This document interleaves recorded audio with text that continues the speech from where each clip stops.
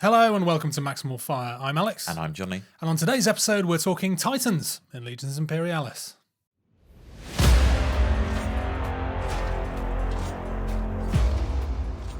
Hello, Johnny. I have seen a lot of you recently, which has been quite nice. You could argue too much. Oh, only you would argue too much. Yeah. I've personally enjoyed how our little, multi-day. yeah, I think I've seen studio you. Sessions. I've seen you more in this weekend, I think, than I've seen you in the rest of 2026. Yeah, for sure. Yes. So we've been busy, haven't we? We've been busy. Up to no good with the channel and getting some bits ready.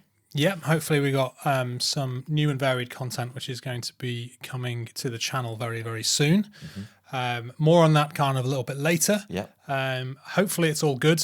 Let's just say it depends on how Johnny's editing skills are dusting off that. Yeah, it's been a while. But you know what? We have the technology, as they say. So, yeah. Let's see. More on that a little bit later. Yeah. First off, just want to say a usual big thank you to our new patrons and our new YouTube members. So thank you very much to Zach Gregory, Craig Oglesby, Dave Churchill, James Stevenson and Poseidon, as well as our YouTube members, Simone Pontigia, Molly 4607 and Logan Halliday 2289. I'm assuming they are not birth names. No. So, that's a very odd surname. But yeah. Yeah. Thank you very much to our patrons. If you haven't yet subscribed to Maximal Fire, then why? I think is the question. But no, you can also get access to additional podcast episodes, content. We did quite a while ago now. We did a specialized Noosphere, didn't we, where we deep dived specifically into the support formations for all of the army lists, yep. Which Games Workshop dropped. But generally speaking, it's a nice, chilled out, relaxed. Occasionally we've drank beforehand. It's super chill. It's the goofy, non-serious.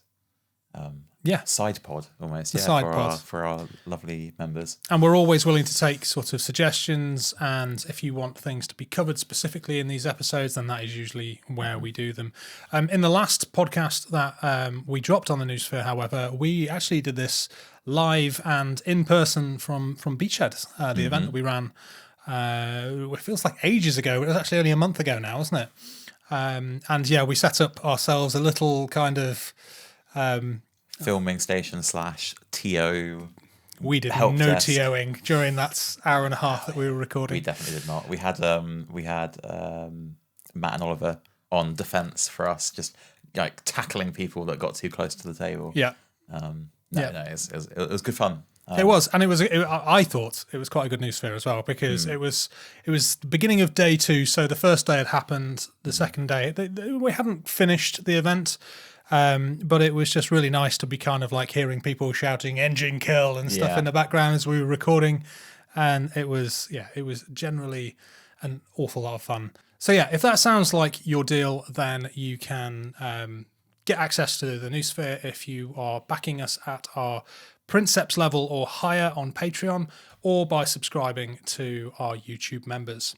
So if you're on YouTube right now, you will see a little section where we have like our locked videos, and there will be details on how to access them just by clicking down there. So yeah. And we wouldn't be a YouTube channel if we didn't say please like and subscribe. This doesn't just we are on audio platforms as well, so things like reviews, things like 5-star ratings on your podcast services, if that's where you're watching us, it massively helps our reach. But YouTube is kind of where we like to principally reside. It's where most of our comments are, and we are currently sat just hovering under 3,400 subscribers. So there is only 100 subscribers left to get us up to that nice next midway point of 3.5k.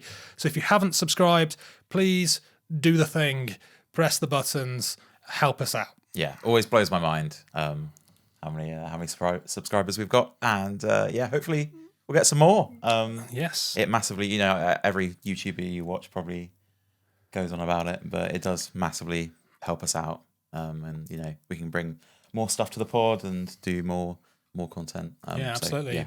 And if podcasts aren't your thing, then there might be something new coming in the future. But before we get to that, you're teasing this a lot. You're really hyping this up now. Yeah, so if it's terrible, just blame him. Yeah. Yeah.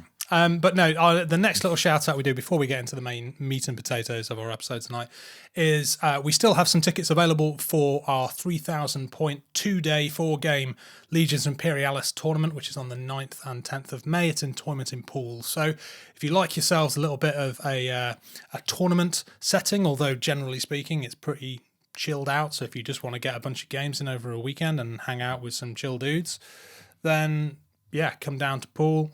Tickets are on sale now on Eventbrite at £60 for the 2 days. And if you are at our Princeps Senior level, Princeps Senioris level on Patreon, then you can also get a 10% discount on that. So looking forward to that event. It's our first proper tournament. Yeah, we've done a few narrative events, so we can run events for it, but it's going to be exciting to actually do that in a little bit more competitive setting. Yeah, I'm actually normally I quite like to sort of sit back and just watch the tournaments kind of happen, but I don't get to. Well, I don't think I've yet played in any competitive Legions Imperialis tournament, so I might try and play. I think we both kind of want to play, don't we? Yeah. So we might just end up floating around the tournament and.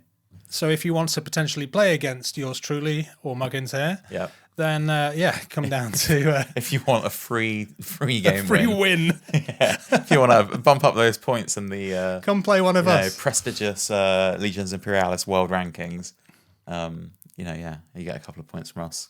Yeah, absolutely. Okay, so we've obviously been dropping quite a lot of hints, Johnny. But do you want to? What have we tried? What are we trying to do? Ladies and gentlemen, we've got it. We've recorded fully our first, quote unquote, battle report of, I guess, this new Maximal Fire. Wow, we actually did it. We nearly didn't. We nearly didn't, and it took us 2 days to do. Because once again, I came here and I was like, right, this is what we're doing. Here's the written plan. We're gonna get this done.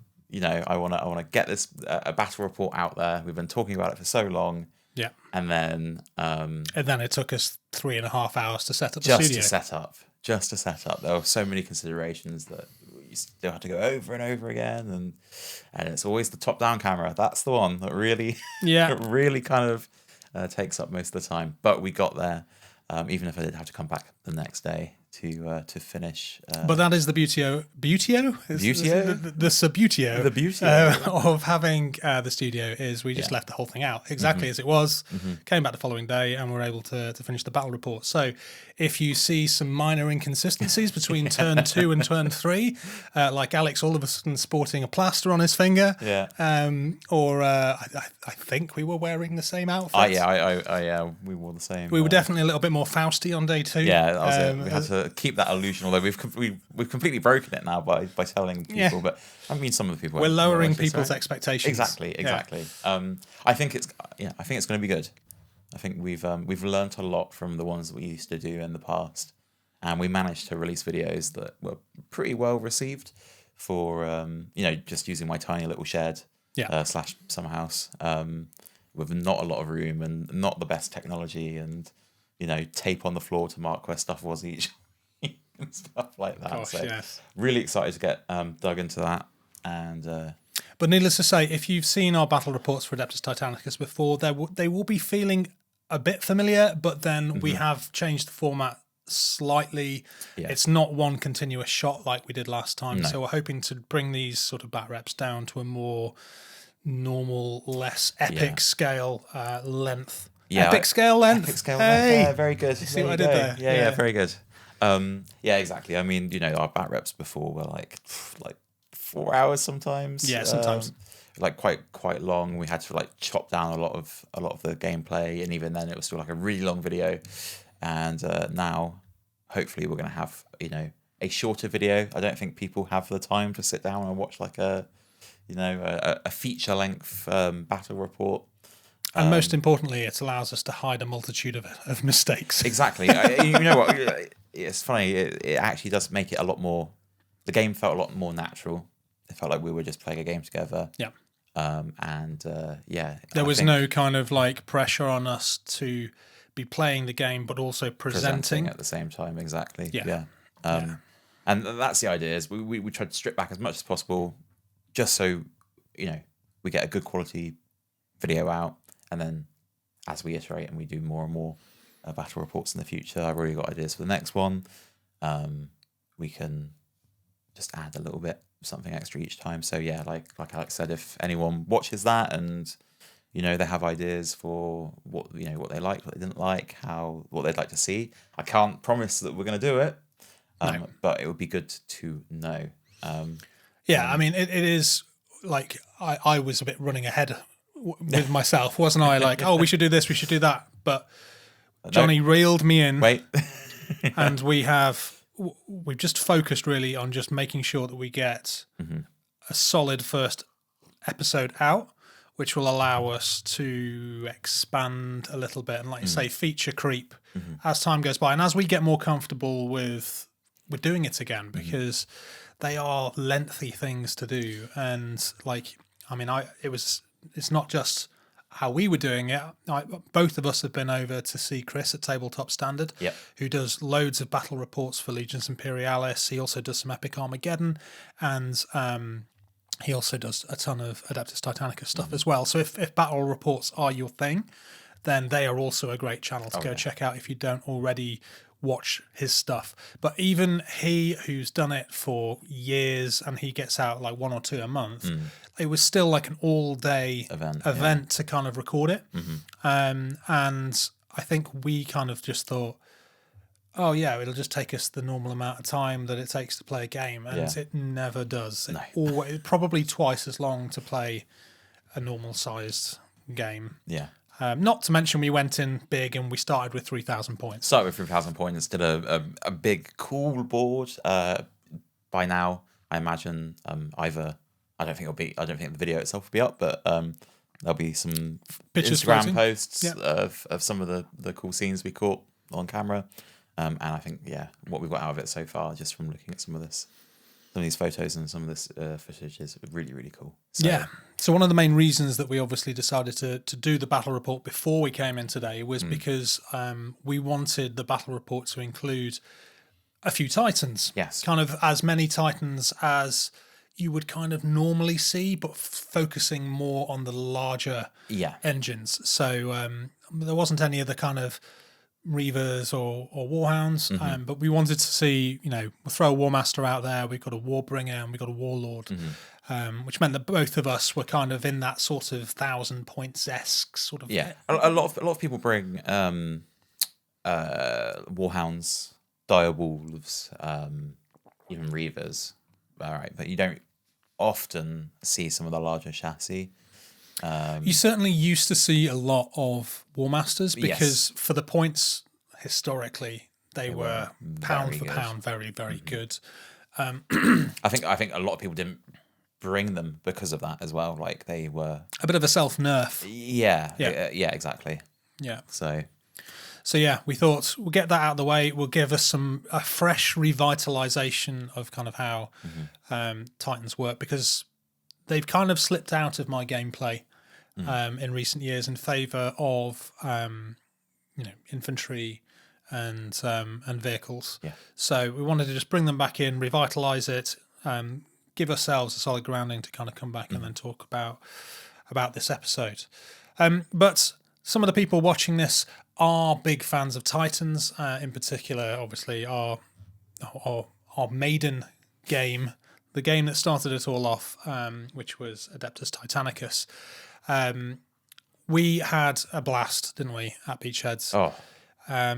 Thank you to everybody who came. It was the biggest Beachhead that we've ever done, with 54 players.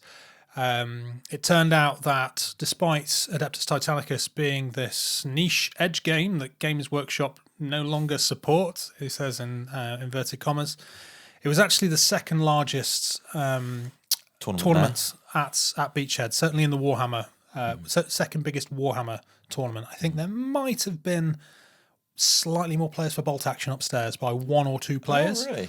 But we don't count bolt action because, they were out of sight, out of mind. They're in a completely different section of the convention. I'm pretty sure the guys up there were mostly just like the usual entoyment old man club that just realised they can't go to the store for the Careful for the now, like we are going to be that old man club before maybe not you. You've got a bit to go, but I'm certainly pushing into the old man club.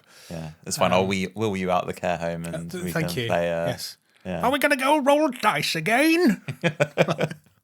Oh, look at all those guns. Wheels him faster away from the toy store. But it was a fantastic weekend. It was amazing that nobody dropped out, which is generally unprecedented. Honestly, we will be back again in 2027 with another Adeptus Titanicus tournament. It is almost like I can kind of say this with confidence now. I think a lot of people do treat it as the headliner Adeptus Titanicus tournament. The biggest in the world. Yeah. We've been saying this for years and no one has corrected us, and we have our ears pretty close to the ground for Titanicus events, and nothing close to the scale as Well, one of the problems I think with running any epic scale event is the terrain restrictions that you have, because you need very specific terrain to be able to run it, and most local friendly gaming stores like Entoyments, they don't have it. They might have one table worth, right? But you're not going to be no kind of self-respecting store is going to stock up on 20 tables of epic scale terrain and instead of like 40k or I long for the world where this is the reality, but they're not. They're going to have 40k MDF L-shaped ruins and 28mm terrain, which you can use on bolt action. Every other war game in the world, you know what I mean? Bolt action, Frostgrave, Stargrave, 40k, Old Worlds. Let's be honest, like the majority are that kind of scale. So I mean, it's very tricky to get the train together. I'm sure that there will be some clubs which are blessed. Oh, for sure, yeah. But unfortunately for ourselves, there isn't much in Entoyment, which means we have to provide it all.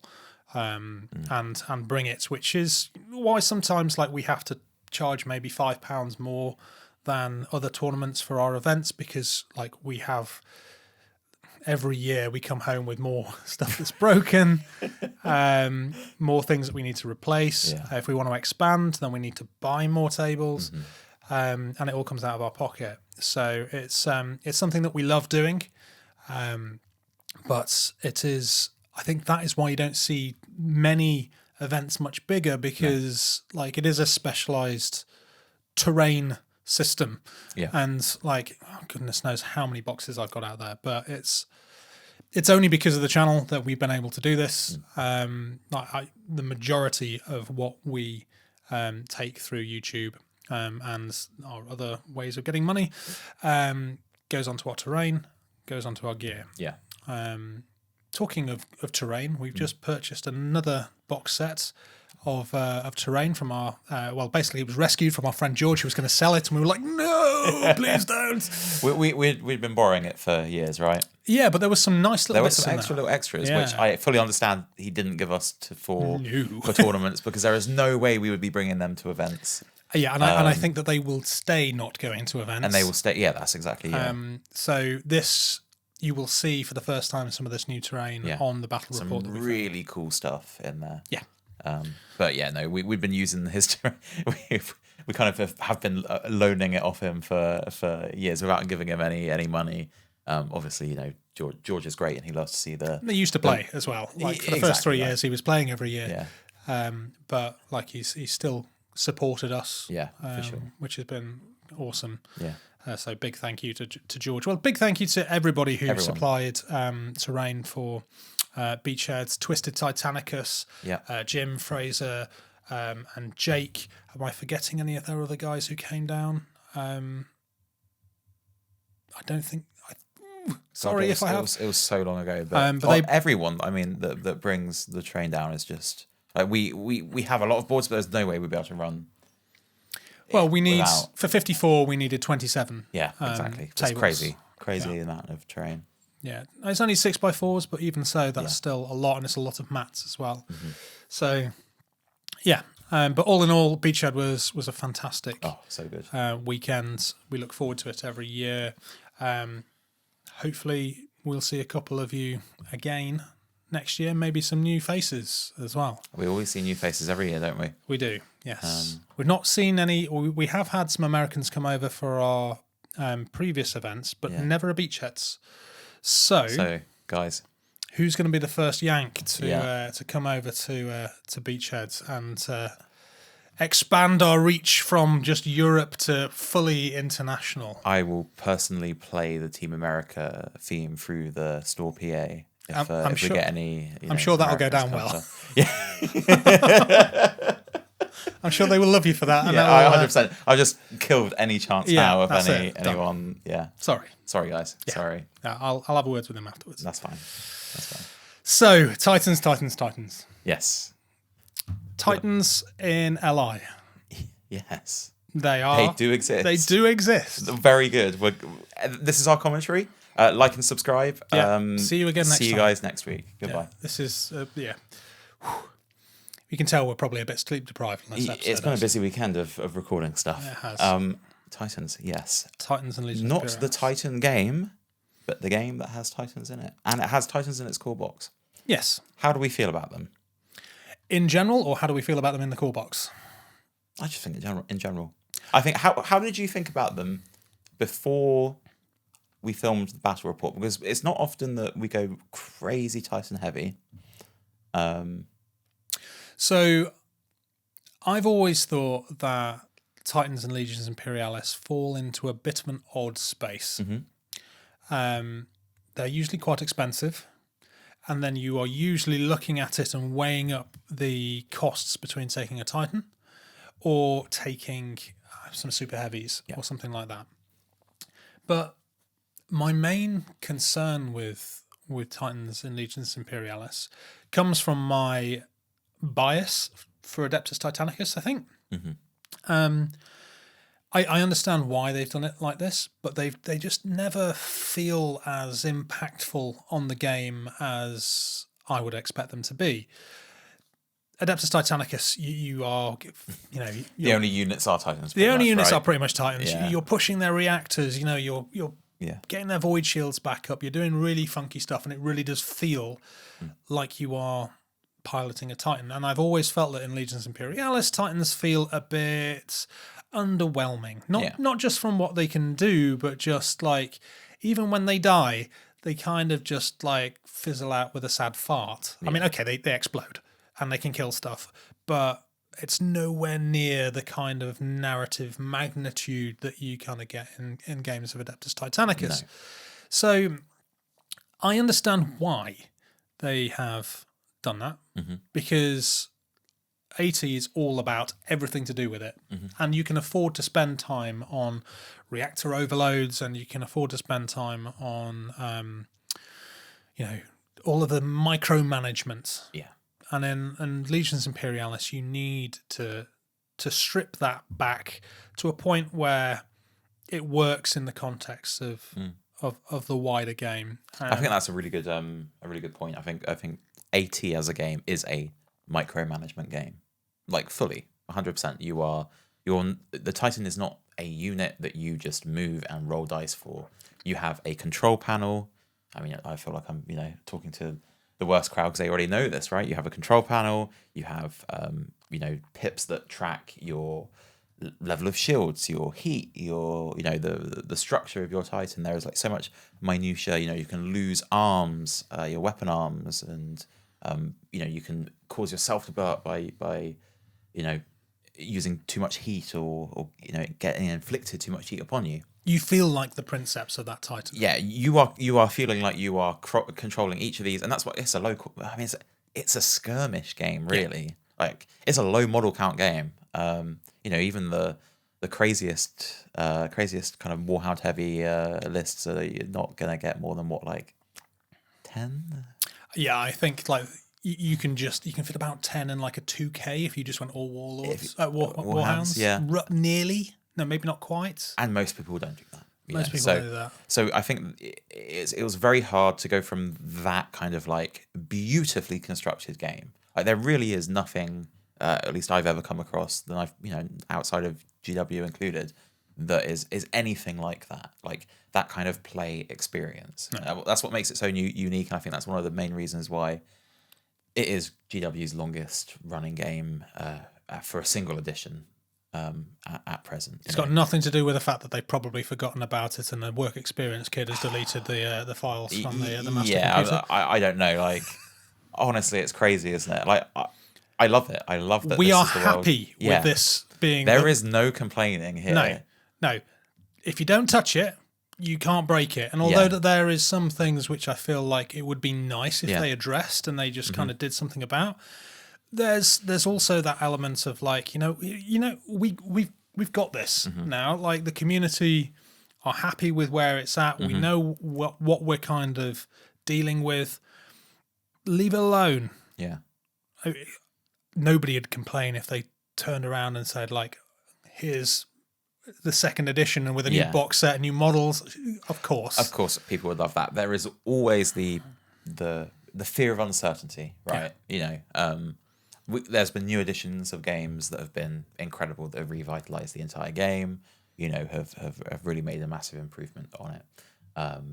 Like Age of Sigmar 3rd edition for me was like a big one for that game as well. I found it finally clicked for me. I enjoyed it a lot more, right?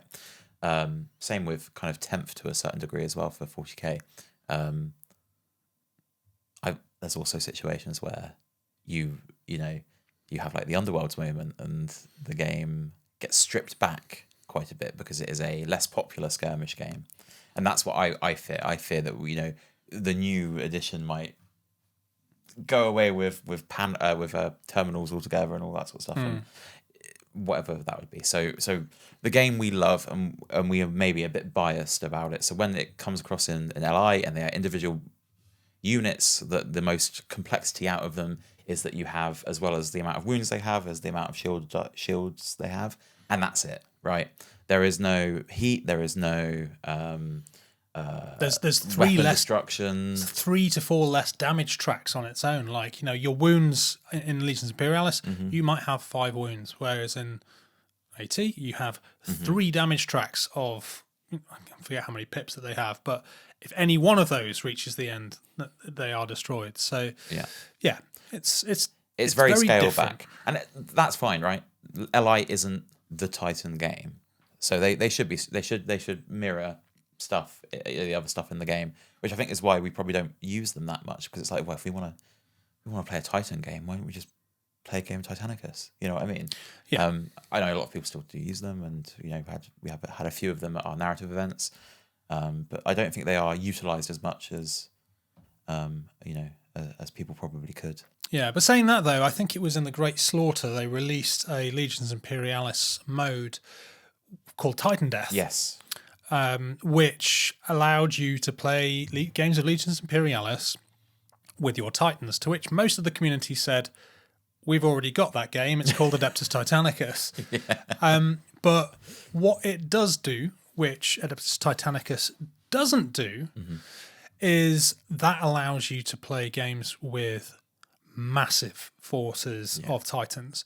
And if you want sheer spectacle where both of you are fielding like, I don't know, 10 plus, and you want to be playing it quickly.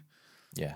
Titan Death's actually a really good way of doing that, because it does use the stripped back rules for Legions Imperialis, but what it lacks in that kind of narrative complexity, it makes up for in scale. Yeah. And that has always been where Legions Imperialis, I think, has done a better job than Adeptus Titanicus, is that it is a game about scale.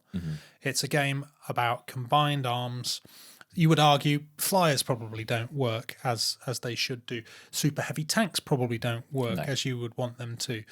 Titans don't work as you want to. But there has to be a compromise somewhere in the middle. Yeah, and if you've got all these different styles of game, like you wouldn't have the Aeronautica fans being like, oh well, the planes don't act like they do in Aeronautica and in LI. It's like, yeah, well, of course, right? So same goes for Titans. As much as it's hard to adjust to that kind of like loss of complexity, it's makes needed up for the game to be, which I think is a kind of, I don't want to kind of drag on Titan Death game mode, too much or anything, but in the end kind of adds to that when you're building for Titan Death. So I think originally we kind of toyed with the idea of doing Titan Death as our like debut battle report. And I was just like, making lists for it and going into it. And it's like, when I'm doing this, either I want to play Titanicus or I want to play LI, but play LI. Like, I want cool armies below the feet of these Titans. You know what I mean? Like, it feels like it was like a mid-compromise between two things that we probably would have preferred to do more. Feels like the realm of a spectacle game. Yeah, exactly. Like you said, if you had, if you wanted to do a huge Titanicus game, and I'm sure at some point we will get our biggest collections out on the table and do a really, really massive one that would be ridiculous to try and do for probably like 10,000 points aside or something of Titans, or probably we could probably do more than that, but that would probably be a reasonable place to kind of go in at. Exactly. If we did have Titanicus, what is the space you'd need for all the bloody terminals? It'd take us all weekend to do, right? And especially if we're doing it for a bat rep. So Titan Death has its space. You see it with the guys from the Titan Owners Club. Yeah. So when the Titan Owners Club come to things like Beachhead, they're a regular fixture at Beachhead. The guys will come down with their 28mm Titans, and they will put on a big spectacle battle. And they use the Adeptus Titanicus rules to play with that. However, it does usually take them all day, literally all the event, to play one game. Yeah. And when you are kind of working at that scale, it does slow down. And that's where Adeptus Titanicus doesn't really do it quite so well. No. But it was a lot of fun filming the battle report. And it was a nice refresher and kind of revitalised my opinion of Titans. Oh, yeah. Massively so. Like we kind of touched on at the beginning, it's been a while since we have taken these sized scale of Titans before. Since Liber Imperialis came out, we've generally focused on most of the time it's Warhounds. I usually take Warhounds. 300 it's a good points. 300 point plug. If you hit 700 of a list, it's like I'm adding chaff now. It's like, right, Warhound in there. And I've always felt a bit safe. Yeah. Because I think in the past, prior to Liber Strategia, Titans were not good. No. There wasn't really often a time when you would take them. No. And that kind of feeling, I think, followed me a little bit. I couldn't shake the bad feeling of what it was like to play against a Warmaster Titan. Yeah. And at the same time, I wasn't willing to spend more than a Warhound at something which could potentially do very little or die very quickly. Yeah. So I always had this kind of reticence, and that's probably why I was like, if I'm going to put Titan in, I'm only going to allocate 300 points to that, because if that dies, then that's not a huge chunk of my force which is gone. It's like a tenth of my list. And I will focus on infantry, and I will focus on everything else. Yeah. Especially prior to Liber Strategia, prior to the FAQ, where the infantry really was unstoppable. Some would argue that it still is too powerful now, but at least they have been throttled a little bit. Yeah. You don't have Space Marines pulling out little portable scooters and zooming off faster than some tanks can kind of go. Yeah. They work a lot better now than they did before. But what was the problem with Titans before the Liber Strategia, in your opinion? They were too expensive, or not expensive enough, depending on which one you were talking about. And they just didn't do enough. They died very quickly. They died so fast, and you would never, ever trade up with them. Some died too quickly. Yes, again. We are talking about one that did not die very quickly. Any of the Warmasters were extremely, extremely strong, way too cheap. And it was just, if you were going to take an expensive Titan, you would go for the Warmaster, right? The Warmaster was pound for pound or point for point one of the best units in the game. It had an unstoppable calf. Yeah. It came in at 750 points, which was quite cheap. It had, I forget how many void shields it had. 8 void shields. I wonder if it's, I don't think that changed. Let's have a quick look at my things.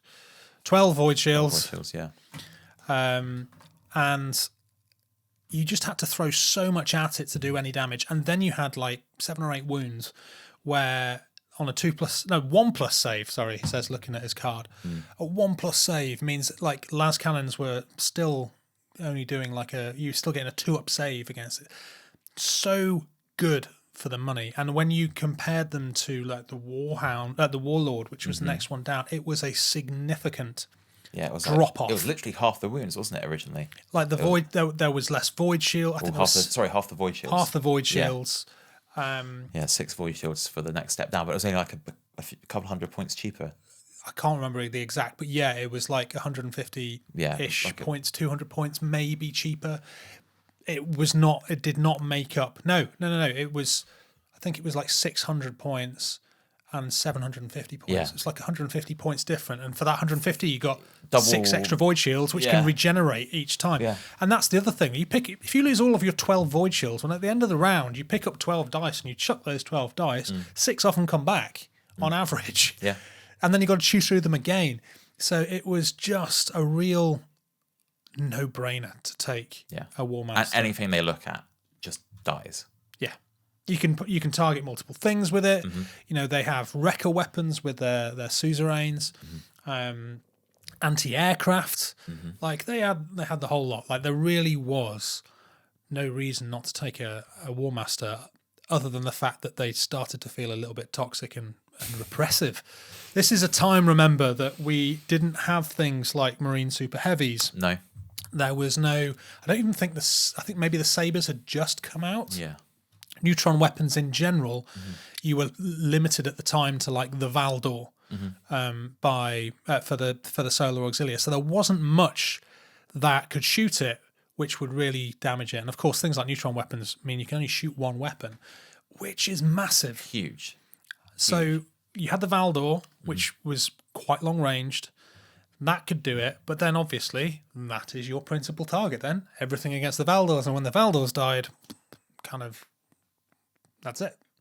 But now you've got Cerberus, you've got Sabres, you've got, what are they called? Falchions. Yes. There's a lot more out there.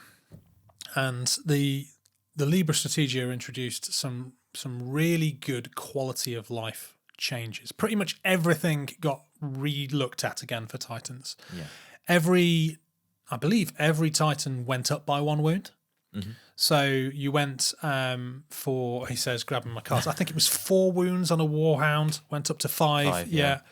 So again, 4 wounds and 2 void shields. Like, only, that was something. It's not a lot of hits to bring one down. It's not, but 5, great, you know. Yeah. And on top of that, they gained a wound, but they lost points, so they became cheaper to take.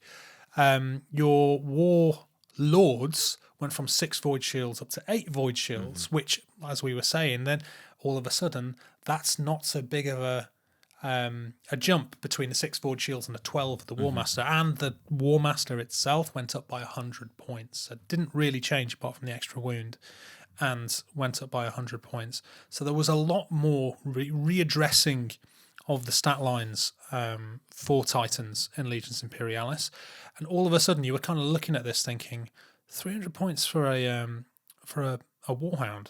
You can now fit 3 Warhounds for 900 points, and that's your allies in a 3,000 point game. And 3 Warhounds, that's pretty good. Whereas before, I think it was 330 points for each one. Yeah, and you know, that's for a full pack, that's like 100 point swing. Yeah. So, yeah, it was definitely way too expensive before and not good enough. Yes. The weapons haven't largely changed. No. There's obviously been a few adjustments which came out in the FAQ. The big one, as we found out in our battle report, the changes to Quake. Yes. Because before the FAQ addressed it, Quake was pointless. Yeah. Like there was, and even the neutron weapons to an extent were pointless, because I think in both cases, both of those weapons, like the Quake added a -1 to hit and slowed your movement down. However, it happened after you've moved, and the -1 to hit would only happen if you managed to shoot them before they shot you. Yeah. And the FAQ then came in with both of those and said the next time that unit attacks or the next time that unit moves.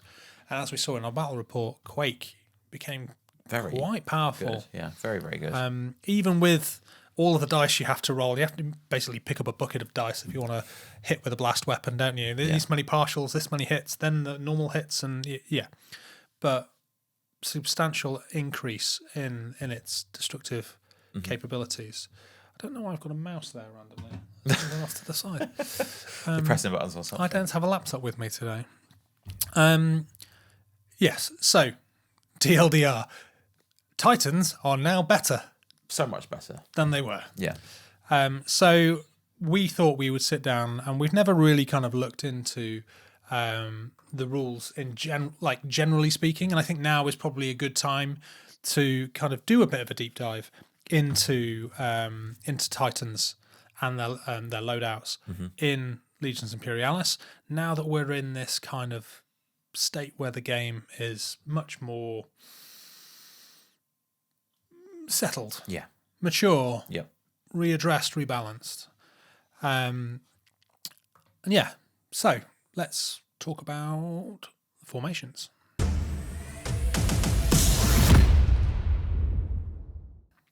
So, I can't remember which expansion it was in, but there is the ability now to take Titans beyond the normal allies, which used to be the realm that you could take Titans in. You could only use them as your 30% as strategic assets. Now you can take yourself your own Collegia Titanicus army list. Yeah, main faction. And generally speaking, it's a bit trash. Yeah. Titans have a tactical strength of 0. Yes. So they are not great at holding objectives, let's say. Not at all. No. So you can take now a full formation, a full army list where Titans are your principal, choice of formation, but they are more fluff than competitive. They're very fluffy, not at all competitive. You're going to struggle a lot, I think, to actually kind of get any kind of objective control. You can obviously, if nobody's around you, you can claim something, but the moment that some infantry come in and take an objective off of you, you're not getting that back. I mean, it's kind of a little bit of a spoiler for the battle report, but we had one jet bike guy threatening taking an objective at one point. Objective of a Titan, which feels ludicrous, but that's the way it is. And I kind of understand why Titans have a tactical strength of 0. They're big, they're destructive, but they don't secure ground assets or whatever it is that objective is. Hence why they're supported by infantry. Yeah. But it is quite fun if you want to field lots of them. Yes. If you're playing a kill mission, you're playing a kill mission beforehand. Yeah. Sure. Probably still not be great, but possibly the only way that might be borderline could work. Get a lot of templates out on the board. There would be. And just pray. Yeah. But there is there's if you are familiar with Adeptus Titanicus, there is lots of maniple options, and you can only take these maniple options if you are a Collegia Titanica formation. You can't take them as part of like an allies. But you've got your classic kind of Lupercal maniple with Warhounds. You've got your Ferox with Reavers and Warhounds. Ruptura with Warbringers. What else have we got? Axiom with a mix of kind of everything. Purgiatus. Purgigatus.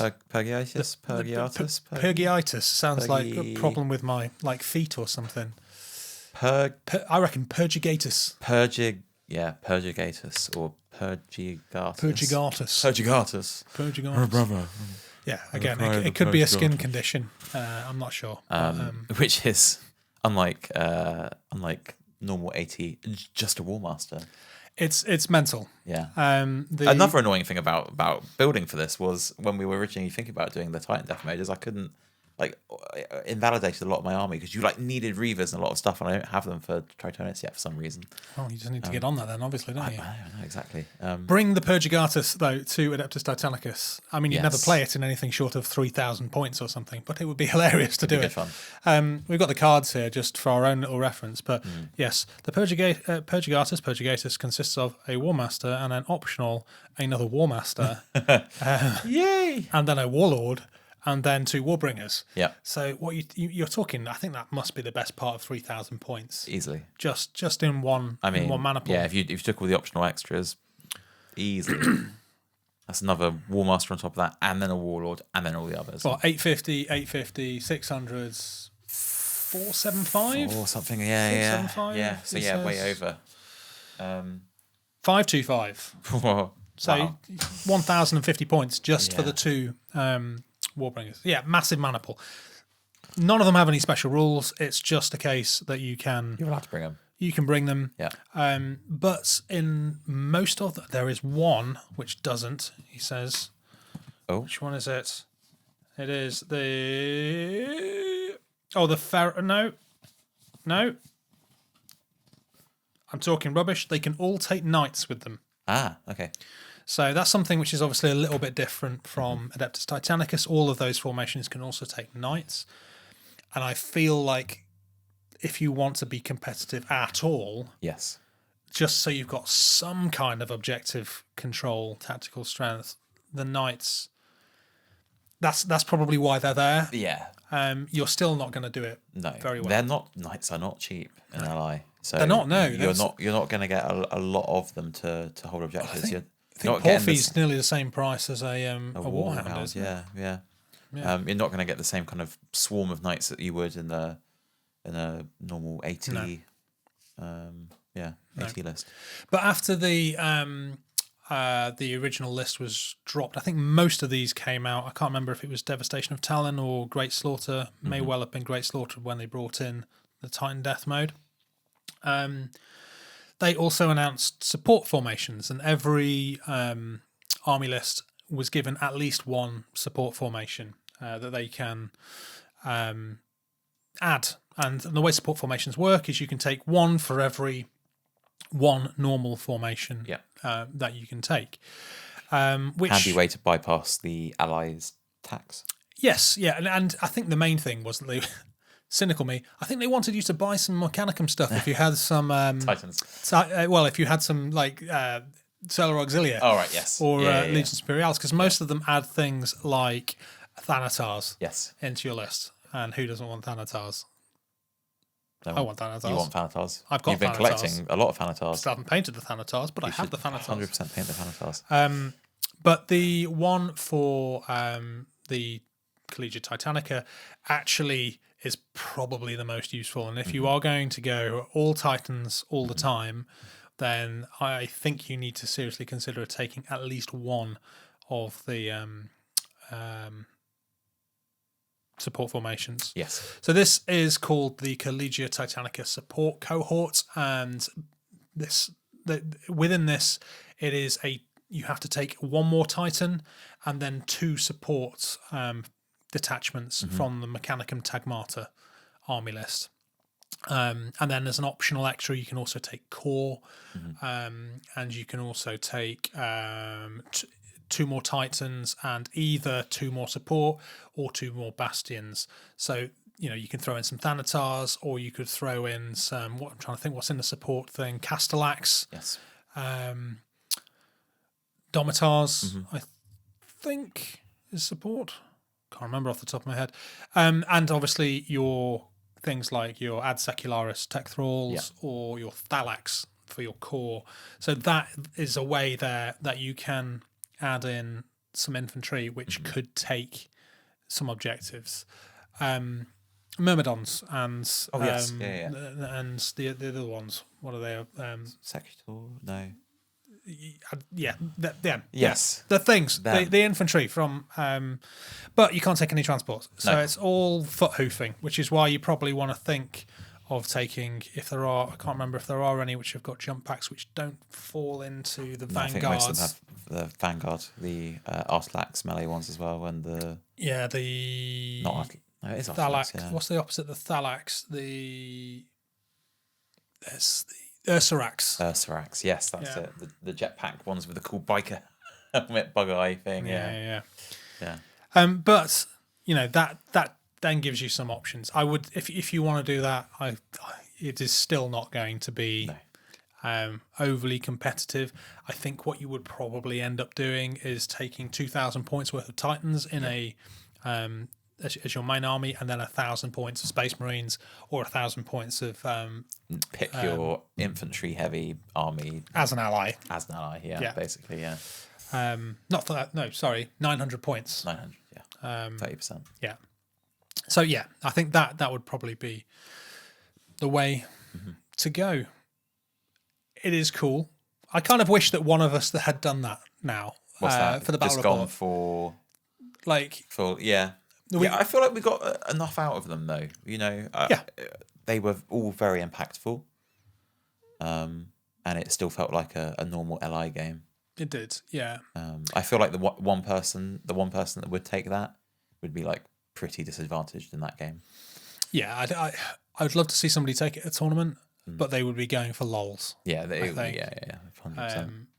And why not? Really, not everybody is there for being hyper competitive. No. If you want to just chuck down a ton of Titans, great.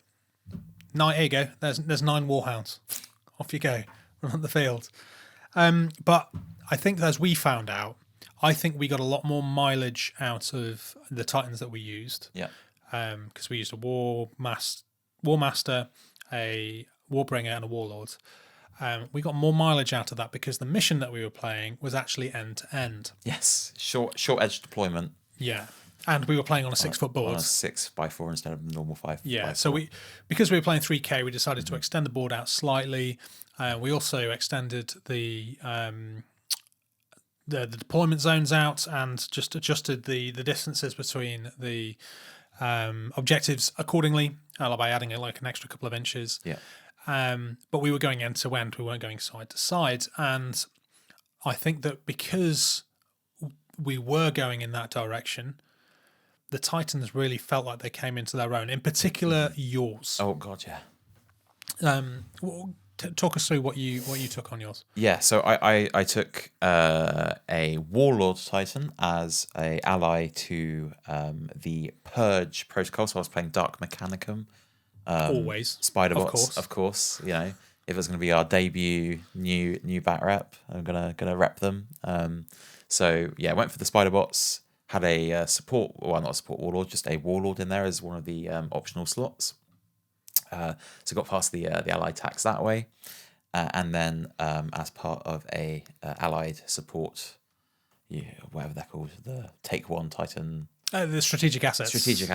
Yeah. I took a Warbringer. I was gonna say Warmaster, and I was like, I know it's been a long weekend. It's been a very long weekend, and I've said Warbringer way too many times because it's been doing so much. The Warbringer, I think, was the MVP Titan of that game, which I would never have guessed. No, I would not have. If you'd have looked at the 3 Titans on the table, I would not have picked the Warbringer as the one that I expected to do the most. No, exactly, and I literally did not move all game. I just set up in my deployment zone. I ran it with 2 of the Reaver Volcano cannons on its arms, and then the Quake on top. Could have given it a Volcano on top because there's no heat. I don't have to worry about anything like that. But no, went with the Quake cannon, and boy, did it quake some guys just constantly. Every turn, it had something to shoot at because the ranges were so long, and this is a game of actually quite short ranges, even on some. Anything over 30 inches is a long range weapon. Insanely ranged weapon. Yeah. Most things kind of come in at that sort of 20 to 30 inches. So when you are sat in the baseline and you can shoot. I mean, you had Apocalypse missile launchers as well on your on your Warlord. You've got what's that, like 100 inches? 100-inch range, yeah. You can shoot anything in the board, especially when you've got things like barrage. Yeah, or heavy barrage. Yeah. So I just couldn't get anything close enough No. To do it No. any damage. And he just sat at the back and just poured fire in. And this is where I quite liked the balance with the Warmaster, because the Warmaster isn't as long ranged as that. No. It is a little bit shorter, and you know, you got a lot. I think probably did a lot more damage because of your longer ranges. But it was a kind of a nice balance. But I think if you went and flipped the table and then went left to right, when you've only got a 48-inch width, you're already starting, let's say, 10 inches on, it becomes much more doable, I think, to 100%. Be taking out those Titans. As it stands, and I don't think nothing shot the Warbringer the whole game, because nothing was in range. Nothing was in range for it, though, exactly. And, the Warbringer was, it had two solid, shot weapons as the volcano cannons. They're not blast templates in this game. Those were on free up or something like that. So they were missing a couple of times. We had the Quake cannon, obviously rolls to scatter, and if stuff's partially under there, you're rolling twice to see if you hit it. So even with that, it was just being able to put down this as fire. It killed a couple of what did the volcano cannons get? A couple of the super heavy. The things you were targeting was things like my falchions. Yeah, it was it took out the falchions, didn't it? Yeah, because two volcano cannon hits with engine killer. Engine killer 3. Insane. It was. Now that there's a lot more super heavies in the game. Yeah. Things like that are starting to become more relevant. Whereas I think, again, looking back to how the game was historically, unless you were fighting another Titan, you wouldn't think about bringing anything with engine killer or any or a one dice weapon that hits on a 3-up that you might kill. Oh no, it might kill a predator. Yeah, know, it's massively over the top. But with engine killer for the new super heavy vehicles across the board, I can see these coming out like a lot more. Yeah. It was amazing. Like you're saying, with the top hat on the Warlords, the Apocalypse missiles were just 10 dice. This is very much a weight of dice rules game. Well, and they hit on a reasonable amount as well, don't they? Yeah, absolutely. And your Titan, your singular Warmaster, everything it touched died. It took it longer to get him into the game. But when he did, oh lordy. Yes. Yeah, I mean, you just got so many options there. There's a lot of weapon systems, and all of them hit like a truck. And he was destroying scenery. He was not letting anything get in his way. Yeah, and you've got, not that you have any anti-air, but I had, my anti-air as well. So there's just so many weapon systems that I was able to kind of get off on each turn. Which made for a very interesting game. And hopefully you'll be able to see it soon. Question mark. Soon. Very soon. As soon as I possibly can get it out. Yeah. Shall we have a deeper look into the Titan chassis? Let's have a little look. Let's go. Okay, so I have my handy cards here because we figured let's not be flicking through books. Let's instead flick through cards, and it might look a little bit less ridiculous. We're not flipping through the 100-page tome trying to find. However, there is a lot of traits on here, and I will guarantee you that we're not going to remember. We don't need to go all of them too heavy into the the minutiae of each of the Titans. Let's moderate dive. Let's moderate dive. This is like a shallow. No, not shallow dive. That sounds a bit shit. Let's slightly less deep dive. You've kind of walked into the water up to your balls. Yeah, you haven't kind of gone head first in, but you've kind of gone in far enough to kind of go. Oh yeah, okay, yeah, okay. Yeah. This is the beach episode then, yeah. Beachhead. Yeah, okay, yeah, all right, yeah. Okay, all right, yeah. Okay, we're cooking. We're cooking here. That's what it was planned, right? I absolutely thought that analogy through before it came out of my head. Exactly. But let's start with the Warhounds. So Warhounds now 300 points for a Warhound, and I think this is unique to the Warhound. You can expand it and add. Basically turn it into a squadron. Yep. You can add up to 200 more at... Up to 200 more? 200 more. 200 more Warhounds. The 200 Warhounds of Maximal Fire are Yeah. going to descend on your army. That would be a very different film, wouldn't it? Yeah. If 300 was just 200. Gerard Butler, the Princeps, just fucking jacked. Like Anyway. even the Titans have abs; they're like chiseled into the armor I'm plating. sure somebody's done that. If not, Do it. someone wasted a lot of time and money. You can add up to 2 more Warhounds, Okay. which takes them. There's no discounts, just 300 apiece. So 300, 600, 900. You have a movement 7, save 2+.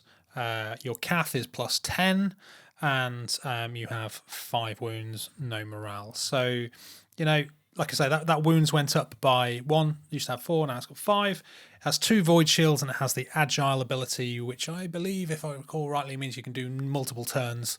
Whereas with Titans, normally you're restricted to a certain amount of turns. One 90-degree turn normally, and this I think lets you do a second. Yeah, the end or something. Yeah. You don't come here for rules, right? That's not what we're here for. No, exactly not. Well, it's not going to change the game if you can't turn. No. One thing I probably didn't mention is that Titans are still restricted to arcs of fire as well. A lot of the time, yes. And rotation limitations, and I think everything that isn't a light Warhound-ish chassis can only rotate once at the end of the movement. Something we didn't talk about, though, and one of the things which really makes Titans unique in Legions Imperialis is you can shoot your weapons at different formations. Huge. Really You can even split fire from a single weapon against a cluster of enemies that are nearby as well, so that you have got a lot of tools there. Titan has like a lot of different units kind of squidged into one base. Yeah, so to give you the example there, if you were firing your 10 shots from your from your Apocalypse missile launcher, you could go, okay, well, I'm going to do, as long as there is a group of detachments within, I think it's 4 inches, you can go, right, I'm going to allocate 3 dice to that detachment, 3 dice to that detachment, and 4 dice to that detachment. And then you roll them all separately, and you can basically carpet bomb a whole area, which is actually,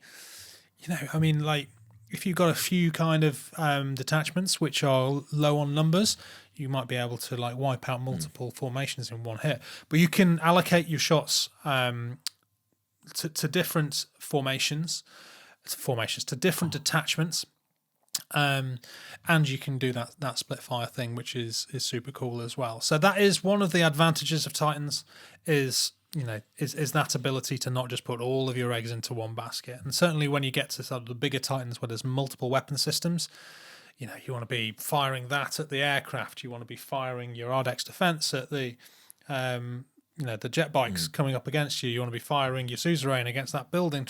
You want to be doing lots of things with it and trying to make the most out of. So it can be feel like multiple detachments in one activation. Yeah, absolutely. Which does make it super cool. But yes, so stat line aside, the weapons which come on the Warhound, if you play Adeptus Titanicus, you will be familiar with all of these. We have, let's just go down the list, shall we? Volcano, obviously not in any form of alphabetical order. Don't know why games like alphabetical order, so it makes it difficult. I'm very curious about what weapon the Warhound has that starts with Volcano. Vulcan. The Vulcan Mega Bolter. So starts at 22 inches, 10 dice, 5+ to hit, -1 AP. Has a front arc. It's light AT, rapid fire with Shield Bane. So the important thing here is that Shield Bane means that despite the fact that it is light AT, it can still hurt Void Shields, which would be a bit odd if you couldn't. I feel like the 5+ is a little bit rough there, but you are getting 10 dice and rapid fire. It's a lot of dice. Yeah. It's a lot of dice, and you're exploding 6s. You're going to get a few hits in with Shield Bane as well. Well, what's the odds there then? So if you're rolling 10 dice, hitting on a 5+. Oh, you didn't. I'm not here for the maths. You're going to be getting somewhere in the region. So for every 6, you would get 4. And then those 6s would become 2, so you'd have 6. So I reckon you're getting somewhere between 4 and 5 hits on average with a 5+ and your rapid fire. Also depends on how many 6s you roll. But -1 AP, light AT. I think that the Vulcan Mega Bolter in Adeptus Titanicus is king, right? Yeah. It's very easy to come across with these preconceived notions that our normal loadouts are going to be good. Yes. Yeah. And I don't feel like it's carried through to Legions Imperialis. If you know you're coming across other Titans, that Vulcan Mega Bolter, I think, is going to be good purely for shield stripping. But the light AT is a little rough, especially as it's only -1 AP. Yeah. You're on a 5+ to hit, so it's going to struggle hitting anything that's garrisoned, or in any form nice of cover. Just to be able to spray it at a line of tanks and not have to worry about the light AT. And the -1 AP, is that really? I think it'd be fine if it didn't have light AT. It doesn't feel like a Titan weapon. No. It feels like a souped up Punisher cannon, or something like that. So yeah. Anyway, moving on. Turbo Laser Destructor, 40 inches, 2 dice, 4+, -3 AP, arc front, and accurate. So I use quite a lot of these on my Warmaster. And again, a weapon which in Adeptus Titanicus, Not great. pretty bang average, bordering on naff. Yeah. In Legions Imperialis, I think that's pretty good, especially now that we're in the age of,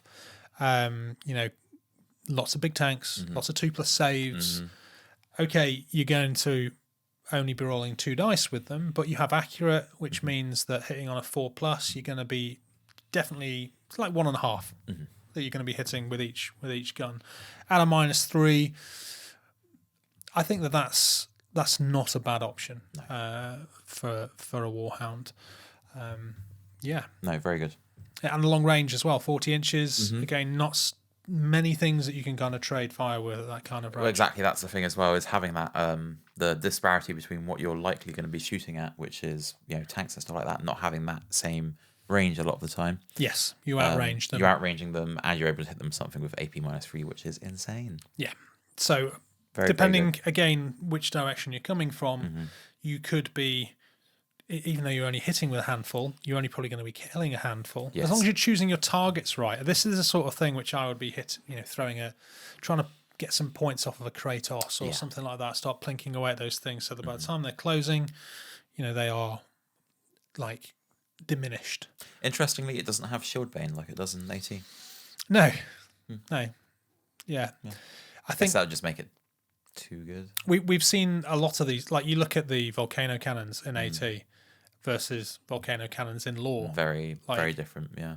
Why do they have blast in AT? Like that's not what they are. But that's the difference. And I think that the weapons in this feel more like they should be. Yeah. Even if I don't necessarily like them, just because I'm biased to the weapons in AT. But then you got the plasma blast gun. 20-inch range, 3 dice, hitting on a 3, -3 AP, arc front. I think it's just a worse turbo laser. You're getting 1 extra shot, but you're losing accurate. You are hitting on average with 2, though. Yeah, but then you're having to get half the range closer. Yeah, with a Warhound. And again, another weapon which is king in AT. And then everything else is the same. There is no points difference between taking these weapons. No. So it is very much a case of I will pick what I think is the best. Like there's no incentive to take something which on paper looks slightly worse than something else. You might as well just take all of the good weapons all the time. And I think that, like you say, the plasma blast gun maybe falls into that sort of area there. And if you have a Warmaster and you have made it up for AT where you want the plasma blast guns, then you're probably going to be thinking, did I make the right decision? I'm quite happy with the fact that I modelled mine with turbo laser destructors. Nice. For that reason. And they were very useful. They were doing a lot of work in the battle report. Because of the range. Yes. You've got more things to shoot at, more options. Next up is the Inferno gun. So that is a template. So hits as per a template with the amount of dice as per a template and hits them on a 4+. It is a -2 AP with Firestorm, front arc, light AT and Shield Bane. So again can hurt the... What am I talking about? Void Shields. Void Shields, yeah. I think that I think that's better than it is an AT. But one of the main advantages of template weapons with Firestorm normally is that you can independently target them to some random thing. You don't have to shoot all of your weapons at the same thing, whereas Titans can do that just already. Do that already, yeah, exactly. Like the -2 is quite nice. Obviously, you're getting the benefits of the template weapon. If you're putting this up against a garrison building, bang, you're going to be rolling hits against everything inside of it. So that's a big deal. But again, very, very short ranged. I think there's a place for the Inferno gun, but you are going to be running that Titan as a very specific build, I think. You are going to be wanting that to be kind of brawling your way forward. Maybe even 2 of them. Oh, yeah, just get them going through I mean, if you have a city map and infantry's just in all the buildings, they're going to be getting work done. Yeah, they will. And especially at -2, light AT, that is going to mince most infantry units. Not so much against the tanks, although it can still hurt the tanks. It's not going to not hurt them. No. It can still hurt Titans. As long as because your light AT is still getting through the void shields and with shield bane on top of that as well. Yeah, and your light AT, okay, you're losing your -2, but you can still hurt it when those void shields are down. Yeah. One of the weapons which was new, which came out with the starter box, was the Incisor Pattern Melter Lance. Yeah, very cool. 2 profiles on this one. 14-inch range, 1 dice, 4+ to hit, -3, with arc, anti-tank, accurate, and demolisher.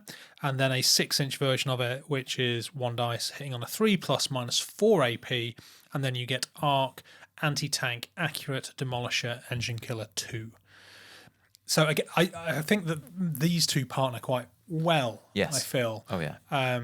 You can have the Inferno gun acting as like trying to take down some shields, or maybe you partner it with a Vulcan Mega Bolter.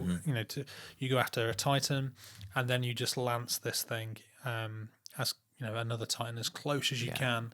But that demolisher, having accurate as well on a 1 dice weapon is always going to be good. You can target buildings with it, with a demolisher. It's very hard for infantry to survive a collapsing building, and with those kind of stats, -3, -4. It's not too bad. Yeah, I mean that takes your Civitas to what is it normally 5? Is it 5+ on a 2d6? Yes, you do 6 then. So that becomes a much harder 8+ or a 9+ on a 2d6. Or even if it's a fortification like a wall, like we played it, it's a 6+. So yeah, definitely a good anti-building option or anti-tank option, anti-super heavy, anti-Titan option. You've just got to move everything, move them forwards because they are super, super short range. The Tomb Cannon, the Volkite Eradicator. Yep. 16 inches, dice 3, AP 4+, to hit 4+, AP -2, arc, beam, deflagrate, light AT, shield bane. Similar comments, I think, to the template. One of the main advantages with beam is being able to just stick it in a direction and bonus kind of thing that you can shoot at. You're not getting that. I don't know. I just think that there is better weapons that you would have. Yeah. I mean, Volkite Eradicator, 16 inches. Okay, hitting on a 4+.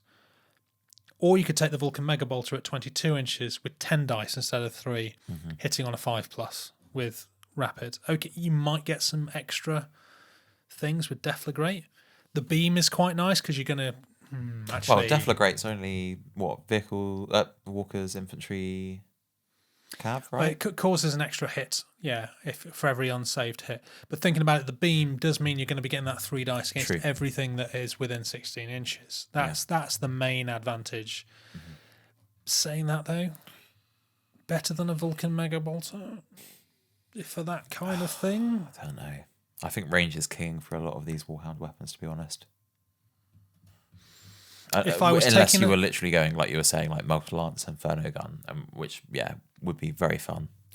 I feel like the Volkite is the realm of the glaive. Yeah. And you would spend less points, 110, 20 points, whatever it is, and get some glaives. instead of putting it on a Warhound. Maybe other opinions exist. Maybe you feel differently. I generally find that the Volkite has like a hardcore fan base. Yeah. Oh yeah. I mean, it's a cool gun. Isn't it? If you love Volkite, cool. you take Volkite all the time. So, yeah. If you're one of those people, you're probably going to take a Volkite. Oh hell yeah. And then we had 2 more new weapons which came out with the Legions Imperialis new plastic Warhounds.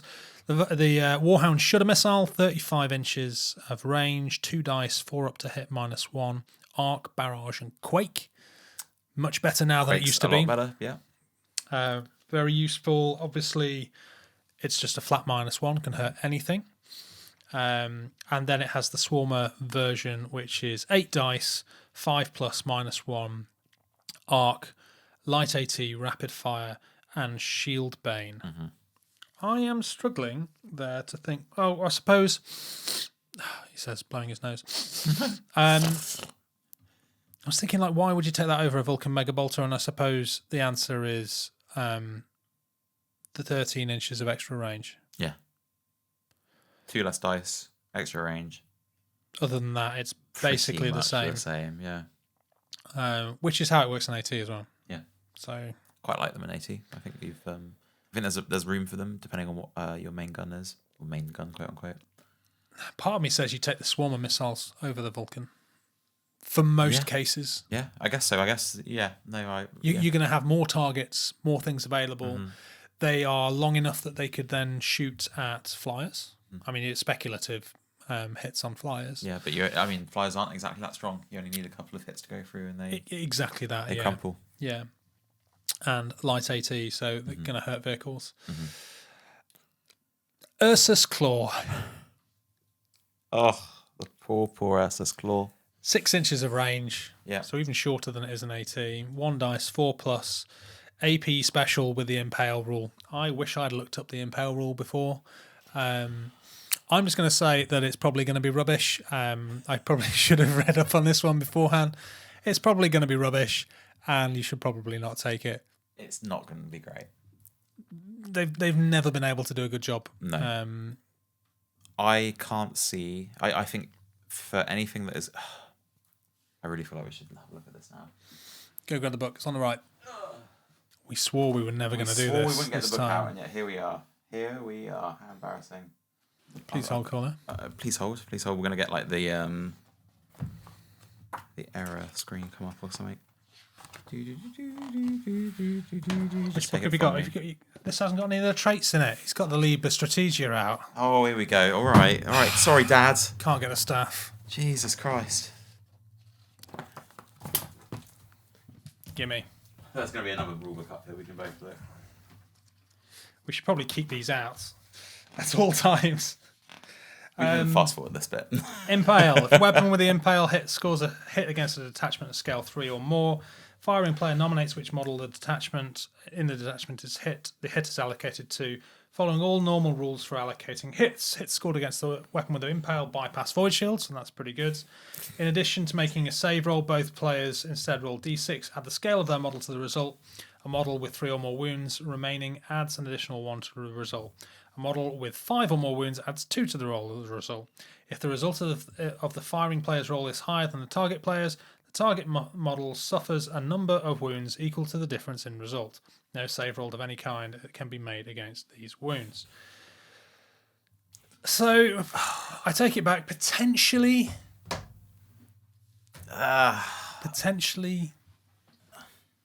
You're hitting one thing with it. That's the issue. It's only worth really taking if you know your opponent is taking Knights or Titans. Yeah. Or, I mean, you could send it after super heavy tanks. And it's only good against Knights and Titans. You can send it after super heavy tanks, maybe, but even then, you know. But are they scale 3? Oh, yeah. Yeah? Are they scale 3? Yeah. Lucky I got the Liber Strategia out, yeah? I knew this question was coming up, that's why. Yes. Yes, they are scale 3. Yeah, so you could, but again, you're hitting 1, right? You're hitting 1, and you're probably going to kill 1. Yeah. Because you're only nominating 1 against one target. They have lower health pools to, you're probably going to get the kill, but a whole weapon. Yeah. Yeah. I mean, it's designed one to that take you out have to big get things, within right? 6-inch range. Yeah, but even then, if you're comparing scale, comparing remaining wounds, you're having to wait the entire game for that big thing to get low enough wounds that you can actually have or a lucky dice roll. Yeah. And you don't want to be doing that by having, you're already having to get your Warhound within 6 inches of the target of the Ursus Claw. Once again, my gut stands. It sounds better than it probably is in the rule book. It's really cool in the lore. It's great in the books. It's just, why would you take something that you might get to use in one? You've only got 2 weapons to choose from. Yeah. Why would you take a weapon that you might use once in the entire game and might, as it does in AT, do fuck all? Literally nothing. Yeah. Other opinions exist. Are you an Ursus lover? I'm sure people have had varying success of this. Yeah, I'm sure there's one person that's figured it out. And if you have, I want to hear it in the comments. Let us know about your best impaling stories and keep it clean, please. Next up, the Natrix Shock Lance. I feel like we should just kind of... These are the 2 weapons which are just utter shite in Adeptus Titanicus, and so I have a natural... Here's the bias coming in again, but it's true. They seem to be keeping the tradition. This is a 6 inches, 1 dice, hits on a 2+. It is a -1 AP, front arc, beg your pardon, bypass, and shock pulse. So bypass, goods, shock pulse, goods. Yeah.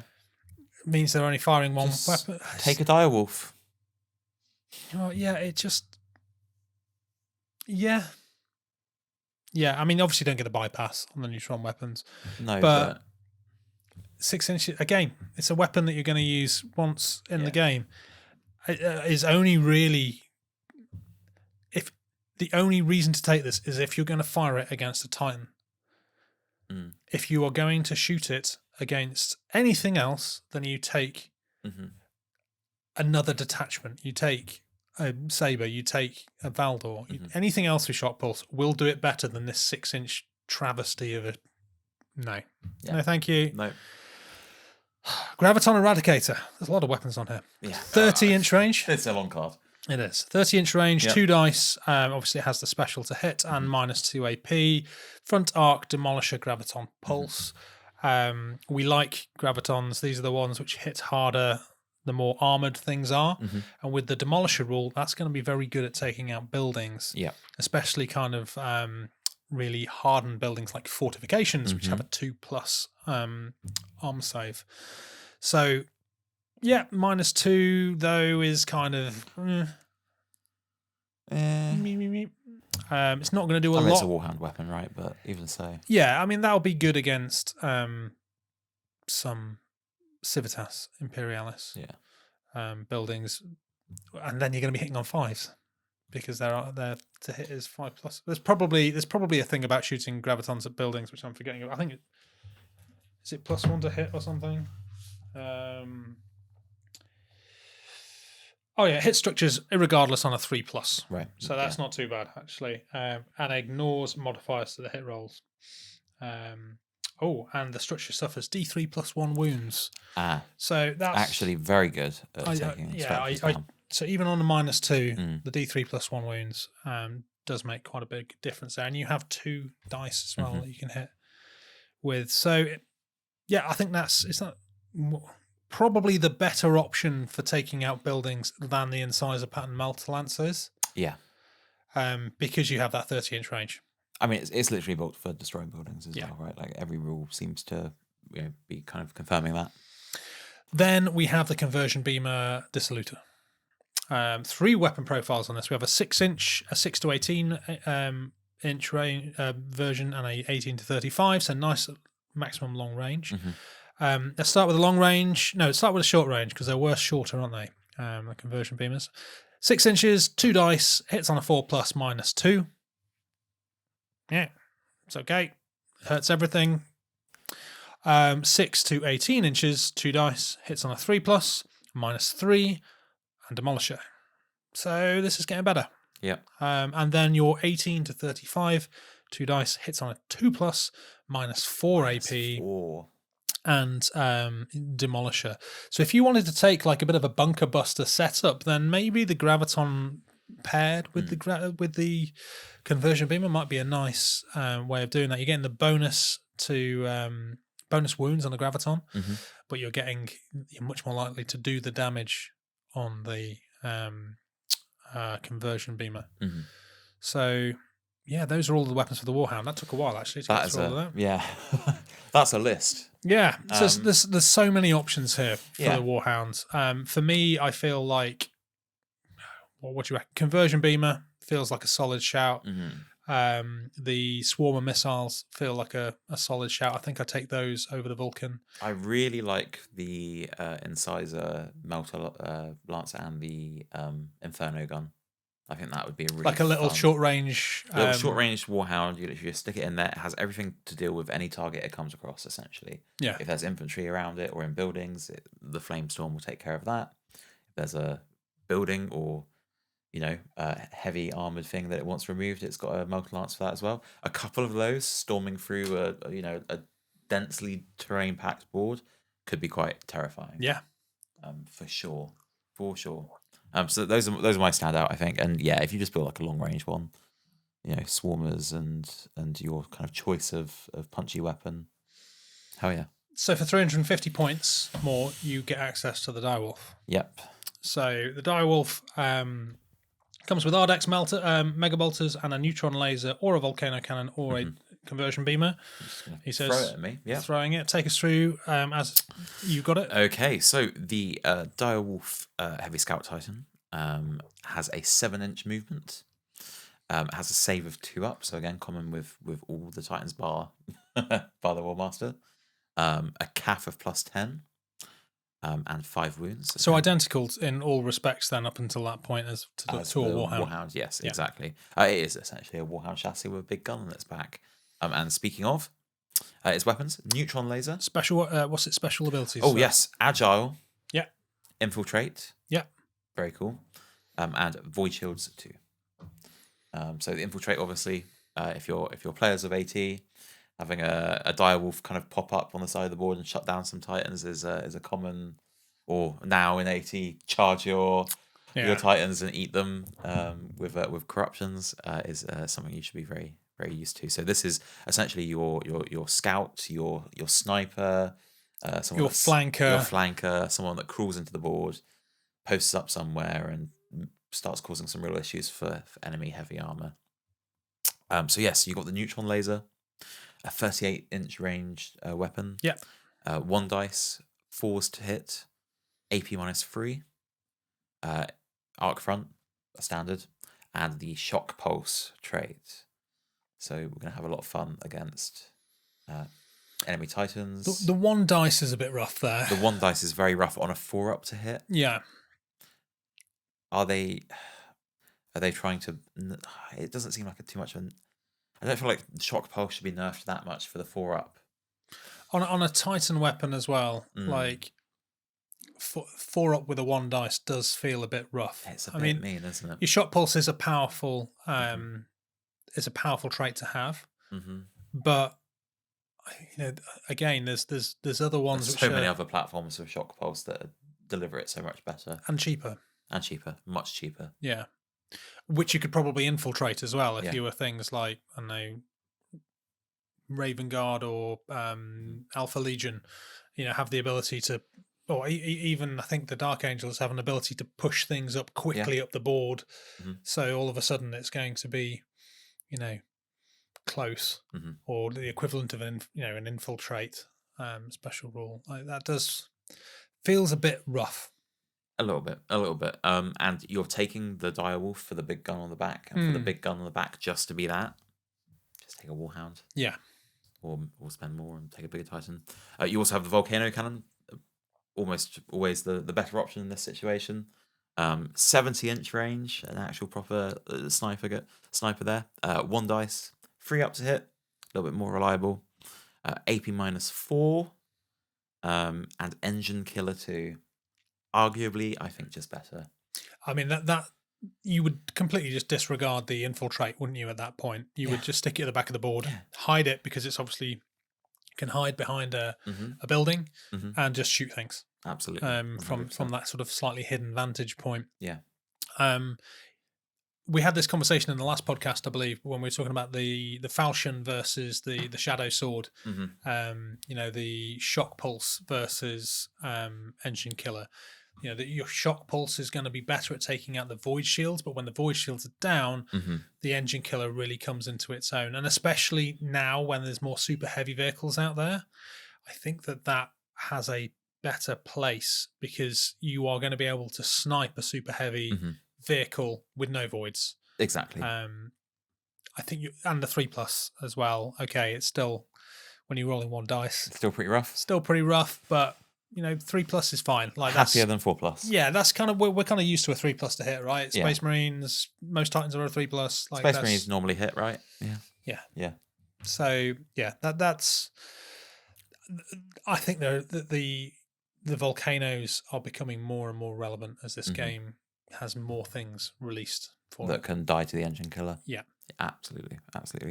It's got its personal defense, the purse pistols, Ardex mega bolters, so 12-inch range, 9 dice, 5s to hit, AP -1, light 80, point defense, rapid fire, shield bane. Yeah, cool. Solid. You're getting Solid. You don't have a choice in them. The only choice really is what you're getting on top, isn't it? Yeah. But I like the point defense on it. I think that's a nice touch, especially if something's going to charge it or what have you. It's just an extra kind of, for a unit that's meant to go out on its own, having that extra kind of level of defense for it. Very good. And then finally, the other big gun on the back, the Conversion Beam Dissipator. That has 3 profiles like the Warhound one does. A 6-inch, 2 dice, 4 up to hit, -2 AP, front arc accurate profile. Okay, so that's basically we're adding the accurate in there. Yes. Yeah. From the Warhound. Yeah. Weapon. We then move to the 6 to 18-inch range. We have 3 dice, so an extra dice on the Warhound version. 3 up to hit, so same as Warhound again, -3 AP, same as Warhound. And again, same as Warhound, you're adding, as well as accurate, Demolisher. Right. And then you have the 18 to 35-inch range band, which is 3 dice. Again, additional dice to the Warhound. 3 to hit, which is actually worse to hit than the Warhound's version. Potentially a printing error. Well, no, because you got accurate. True. So 3 to hit, AP -4. Again, same as the Warhound version. And again, the addition of accurate. Yeah, I think that accurate there and the 3+. He says making sure that it's just not a case that the cards are wrong. Is probably just a balancing thing. With the with the accurate percentage that you're going to be getting. Absolutely. I mean, I would argue that if it's the Direwolf's main gun and you're taking it just for that main gun, you probably didn't need to give it you could have given it the 2-up. It will definitely. I mean, it's a lot of value. I think that's a significant upgrade over the Warhound version. Like the addition of the extra dice at long range is big. Accurate is massive. You're taking what is already quite a good anti-building weapon and making it more reliable. So absolutely. I think out of the 3 of them, I think I'd be hard pushed to choose between the Volcano Cannon and the Sea Beamer, because the Sea Beamer does you're not getting the engine killer. Yeah. But you're getting more dice. Yeah. So okay, like what have you got? You got engine killer 2. Yeah. So you're causing 3 wounds on a successful hit with the Volcano, but those engine killer hits only work on super heavies and bigger, and only apply to one target. They don't roll over onto the next model. Whereas the Sea Beamer, 3 dice, probably going to be hitting with most of them on the same -4 at long range, and you can attack. You can do this nearly the same amount of damage, or arguably the same amount of damage, and it'd be split against multiple units in the detachment. So I think other than the fact that the the Volcano Cannon is not range reliant. Yep. I think that the Sea Beamer is quite a good option there, Yeah, and the absolutely. Demolisher as well. Yeah, I think that's it. You know, stuff isn't going to like being hit by a potentially 3 dice of AP -4. You know, whether it has engine killer or not. You know what I mean? It's, it's not an attractive prospect to be hit by it. No. So yeah, Direwolf's good. Better than I was kind of expecting. I haven't personally played with Not a Direwolf yet. No. I think that the problem with these smaller engines is the lack of weapon systems. And I think that you start getting a bit more back the bigger you kind of go. So I think there's definitely a place for the Direwolf. I'm not sure if I had 400 points to spend, I'm not sure I would spend 350 of them on the Direwolf. Might spend it on something else. Maybe the next one, the Reaver. So the Reaver comes in at 400 points. You have a choice of top hat and 2 arm weapons. It is slightly slower. Frighteningly long list of weapons again. Frighteningly long list, yes. Let's hopefully we can yes. We can rapid through this a little bit more now. They're the same core concepts repeated over and over again. Usually there are just like minor alterations. So upgrades, what we've said about the Warhound versions of these weapons very much carries on over to the Reaver versions. I think so, yeah. And then the Reaver versions up to the Warlord versions. They're just more expensive. So you got 6-inch movement, slightly slower, save a 2+, CAF of +12. All Titans are really hard to take in close combat. As they should be. However, when you start getting up to like 6 additional dice, then you're more likely to kind of do damage. But even then, I think you're going to lose a lot when you chuck anything at a Titan. And 6 wounds, which is a good amount, and 4 void shields. So we're getting into the realms now where void shields being a bit more reliable. The end phase, you're re-rolling any that you're missing, and on a 4+ you're getting them back. So coupled with the 6 wounds, a bit more survivable at this sort of range. And I think that this kind of needs to be, because this is probably going to be something which kind of is a bit more exposed, pushing forward maybe a little bit more than you would see on certainly the Direwolf. We have the Reaver Laser Blaster, 40-inch range, 3 dice, 4+ to hit, -3 arc front. Kind of a solid, just heavy hitting weapon. Hit anything. Good range. 4+ to hit. You're hitting with 1 to 2 each time. -3, good against heavy tanks. Okay. Range is good. Uninspiring, but solid. The Reaver Gatling Blaster, 35-inch range, 4 dice, 4+ to hit, -2 AP, arc front. So you're trading 5 inches of range there for 1 extra dice and 1 less AP. I'm not sure that there is really a comparison there, and I would probably lean towards the Laser Blaster. Again, absolutely. So different from AT. And now you start getting into things like the Reaver Volcano Cannons. So 60-inch range, 1 dice, 2+, -4, arc engine killer 3. So a slightly souped up version from what you've got on the Direwolf. But now you're kind of getting into the realms where you've got something which is going to one-shot most super heavies. That can potentially one-shot, not quite actually. It can nearly take out an entire Warhound. Historically, it would have. Now, you're still going to be left on 1 wound. It's gonna hurt. It's gonna hurt. Not going to want to get hit by it, but it's not going to insta-kill you. No.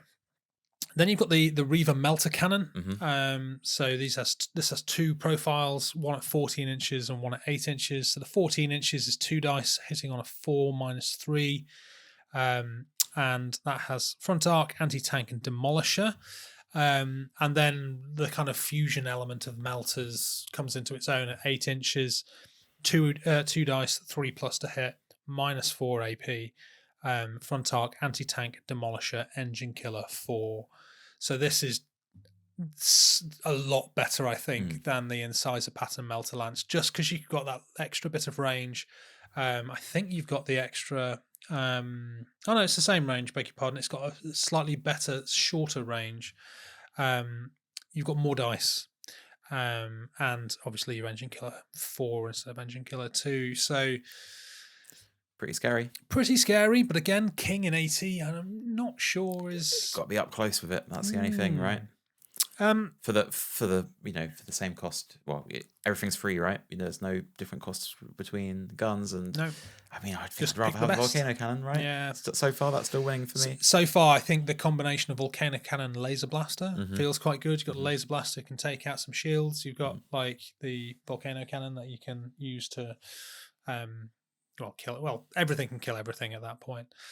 But this is the first Titan that we've actually got some melee weapons. Hell yeah. So something that we didn't mention is that all Titans can attack buildings and stuff, can't they? They can just kind of like just walk into them and cause damage. But the Reaver is the first option that we have available where you can actually physically punch stuff. You've got the Power Fist, which adds an AP -4 and is an Engine Killer 1 with Rend and Wrecker 4. So That's a big hit. That's gonna take care of buildings really nicely with that Wrecker 4. And the Rend is quite nice, and then you have the Reaver Chain Fist as well, which is essentially the same. The only difference is it's slightly worse at Wrecker, but it has Engine Killer 2. So and Rend again, of course. It's I love me a close combat weapon, an AT. Yep. I don't know if I would use. It's not the same game. It's not the kind of game you want to be running. There's not enough hits from it to make it like a murder machine going through the enemy's army. You're going to hit the first thing where you can't put your base down because there's too many enemy models, and you're just going to get.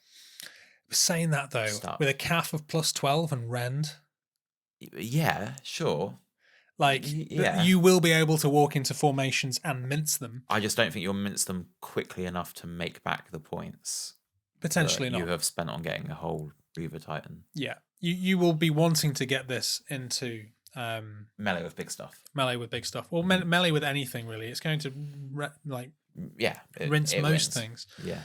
But it's that trade-off between you're losing a weapon that you might use a couple of times a game for something which you will be able to kind of reliably kind of use all the time.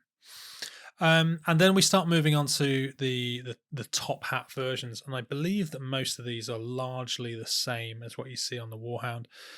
You've got the Reaver Volkite Eradicator, 16 inches, 3 dice, 4+ to hit, -2, beam, Deathlegrate, light, and Shield Bane. The Vulcan Mega Bolter again, 22. It loses a dice this one and goes down to 9. 5+ to hit, -1 AP, rapid fire, light AT, Shield Bane. Obviously not locked to an arc these because they are on 360. The 360, which is quite nice. You got your Turbo Laser Destructor, exactly the same. Deal, yeah. 40 inches, 2+, 4+, -3, with accurate. And then your other weapons like your Reaver Graviton and your Reaver Conversion Beam Dissolutor, which are essentially the same as you're getting on the Warhound. Yeah. A couple of new options though. You've got the Reaver Apocalypse Missile Launcher, which does have a short range, so it can't shoot at anything closer than 8 inches away, but it can shoot at anything all the way up to 100 inches, which is insane. You get 5 dice, hit on a 4+ with -1 AP and heavy barrage, so you can hurt buildings with that barrage, as well as indirect fire with them at a -1. So shoot things at 100 inches that you can't see with 5 dice on a 5+, -1. It's okay. It's pretty good. -1 at AP is not mind-blowing. Not anything exciting, but that's good range. Yeah. You're going to be shooting from turn 1. And the other new option that you've got is the Reaver Titan Warp Missile, which is, again, short range of 8 up to 75, has a special special dice number. It hits on a 2+, -3. Arc front, interestingly, because it's Carapace, why does it have arc front? Engine Killer 3, limited 1, so it's a one-shot weapon, and Warp, which I think that bypasses shields, and probably does the reason why it's a special. Again, should probably have read this up on this.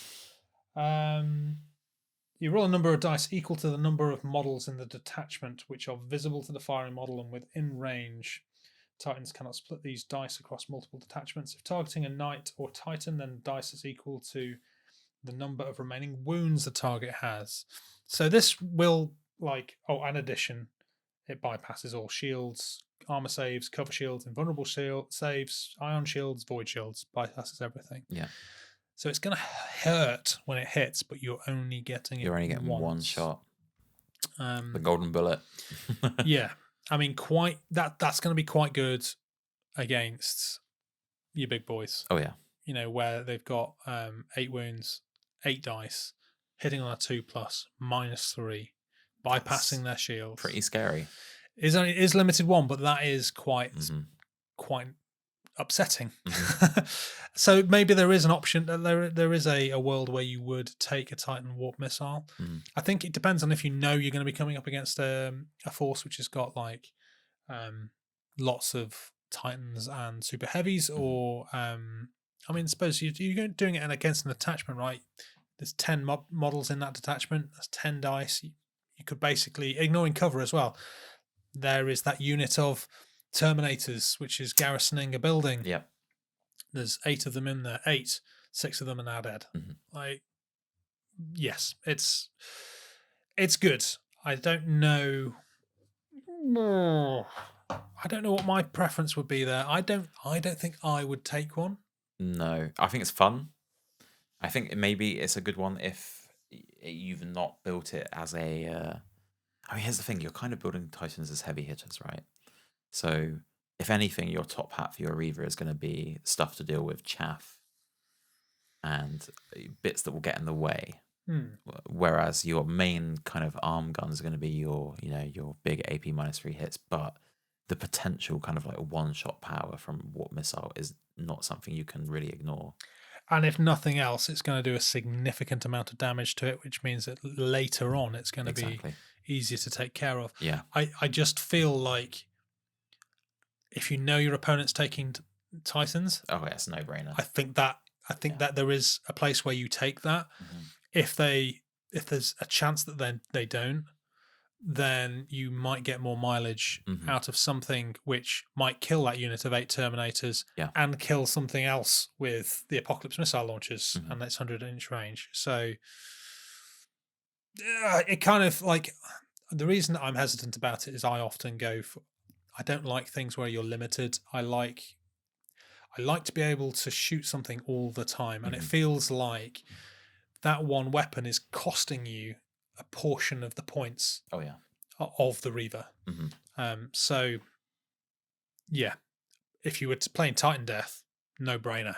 You take a few of these, but situational, I think. Yeah, I think so. Definitely. It depends how much you want to gamble. If you know you're going up against Warmaster, just bring 2 and just fire it at the Warmaster, and that's the time you roll all ones. All ones, yeah, exactly, yeah. But interesting. We're starting to get now into the areas where Titans start feeling a bit more impactful when they're doing a little bit more damage. Exactly. Do you want to talk about your friend, the Warbringer? I definitely do. This, was, I think, the MVP, as I said earlier, for the battle report. This Warbringer Nemesis Titan has a movement of 5 inches, save of 2 up. So again, same as a CAF of +12 still. So almost identical. Similar Reaver to stat Reaver, line, and 6 wounds as well. So like a slower Reaver. It's a slower Reaver. It's your artillery platform, right? On a Reaver chassis. Void shields. Void shields. It has void shields of 6. So a slight upgrade in void shields over the Reaver, but largely just a slower Reaver. A slower Reaver with more void shields and an upgraded top hat. Yeah, a big gun essentially. It is your Direwolf of Reavers. Yes. Right. So has exactly the same. The weapons I'll read out. I won't go through the stats because it's exactly the same as the Reavers. With the exception of the guns on top. And they don't have access to the melee weapons as well. They don't have access to the melee weapons. So they do have access to the Reaver Laser Blaster, Reaver Gatling Blaster, Reaver Volcano Cannon, Reaver Melter Cannon, and that is it. And then on top, they can have a Mori Quake Cannon. This is what I took in the game. It was very, very useful. 80-inch range, 1 dice, 3 up to hit, -2 AP, and a front arc, blast 5 inches, and quake. Being able to just put a pie plate down on an area and quake it, immensely good. Well, since they upgraded the rules to Quake, being able to apply that effect over multiple detachments, big deal. Very big deal. Very, very big deal. Just has to hit as well. Yeah. Which is not too hard to do with a template that big. No. Although we had plenty of scatters. We did have lots of... We had a couple of quite hefty scatters that went nowhere. Yeah.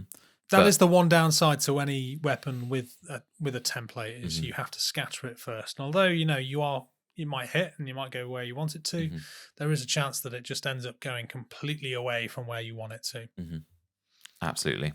And then the other option is the Bellicosa Volcano Cannon to have on top. This is the Warlord Volcano Cannon. So a 70-inch range, 1 shot, 2 up to hit, -5. Yeah, it's colossal, isn't it? Colossal. Arc front and engine killer 4.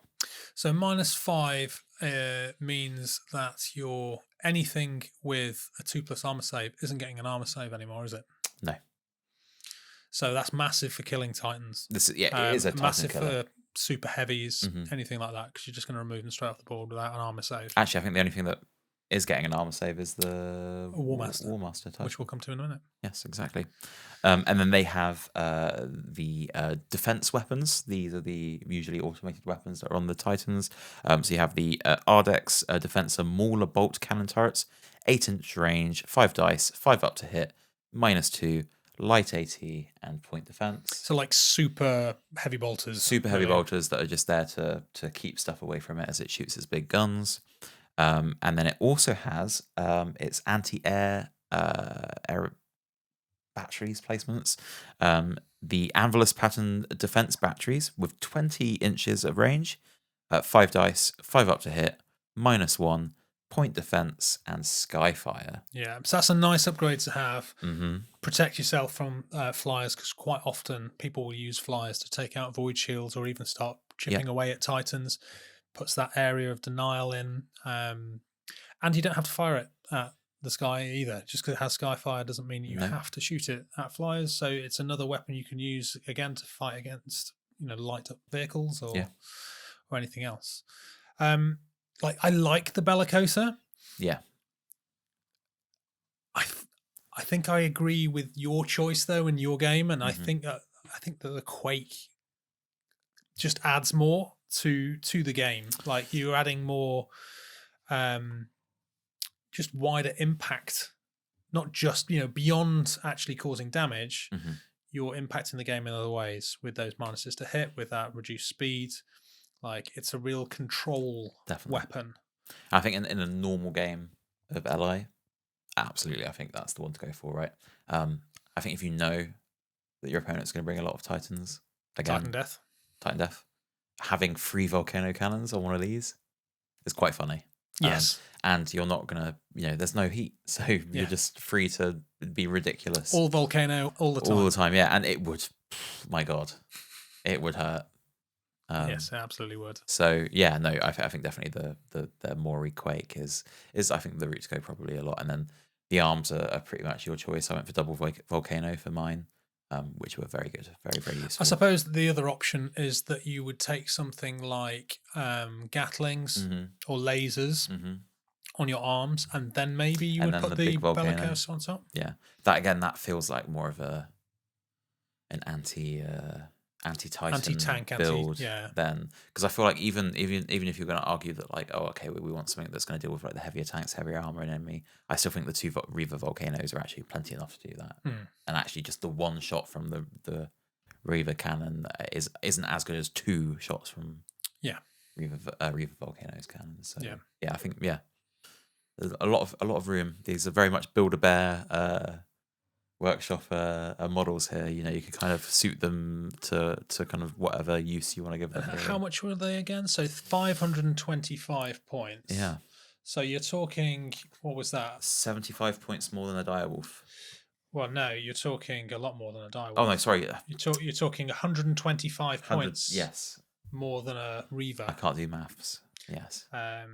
So that's quite a lot. That's quite a big points jump though for Yes. 2 extra void shields and the access to 1 additional weapon, especially when you consider that for an additional 60 points more than a Warbringer, you can have access to a Warlord. Right. Exactly. So again, you took the Warlord in the game. Yeah. Why don't you take us through the Warlord? Okay, absolutely. Yeah. Oh god, I mean, it's a Warlord, right? It's the most iconic Titan. 5-inch movement. So we're getting to the slow territory now. It's very hard to move up the board with them if you want to also remain shooting as well. A 2-up save, a plus 14 CAF, and 7 wounds, and it has 8 void shields now, which are hard to take down. So for that extra 75 points, you've already got 1 more wound, 2 more void shields, 2 more CAF, and then access to some really insanely nice weapons as well, some Warlord-sized weapons. So we've got the Bellicosa Volcano Cannon. This is exactly the same as the one on top of the Direwolf that we just mentioned. So again, monstrous, heavy Titan killing shot. If you're facing Warmasters, bring them like mandatorily. But yeah, they will ruin anything's day, really, won't they? You got the Sun Fury Plasma Annihilator. I went with this one for one of my arms. That's 25-inch range. 3 shots, 3 dice. 3 up to hit. AP -3, and a front arc weapon. All of these will be front arc. So again, similar to the Plasma Blast Gun, it's kind of that sort of jack of all trades, master of none. It was it's good fine. against it. It's kind of okay against everything. That's it, right? Like you're gonna threaten whatever you shoot it with, but it's not like specialized against any kind of specific target. They did all right, I think, from memory. I don't think they did anything too crazy.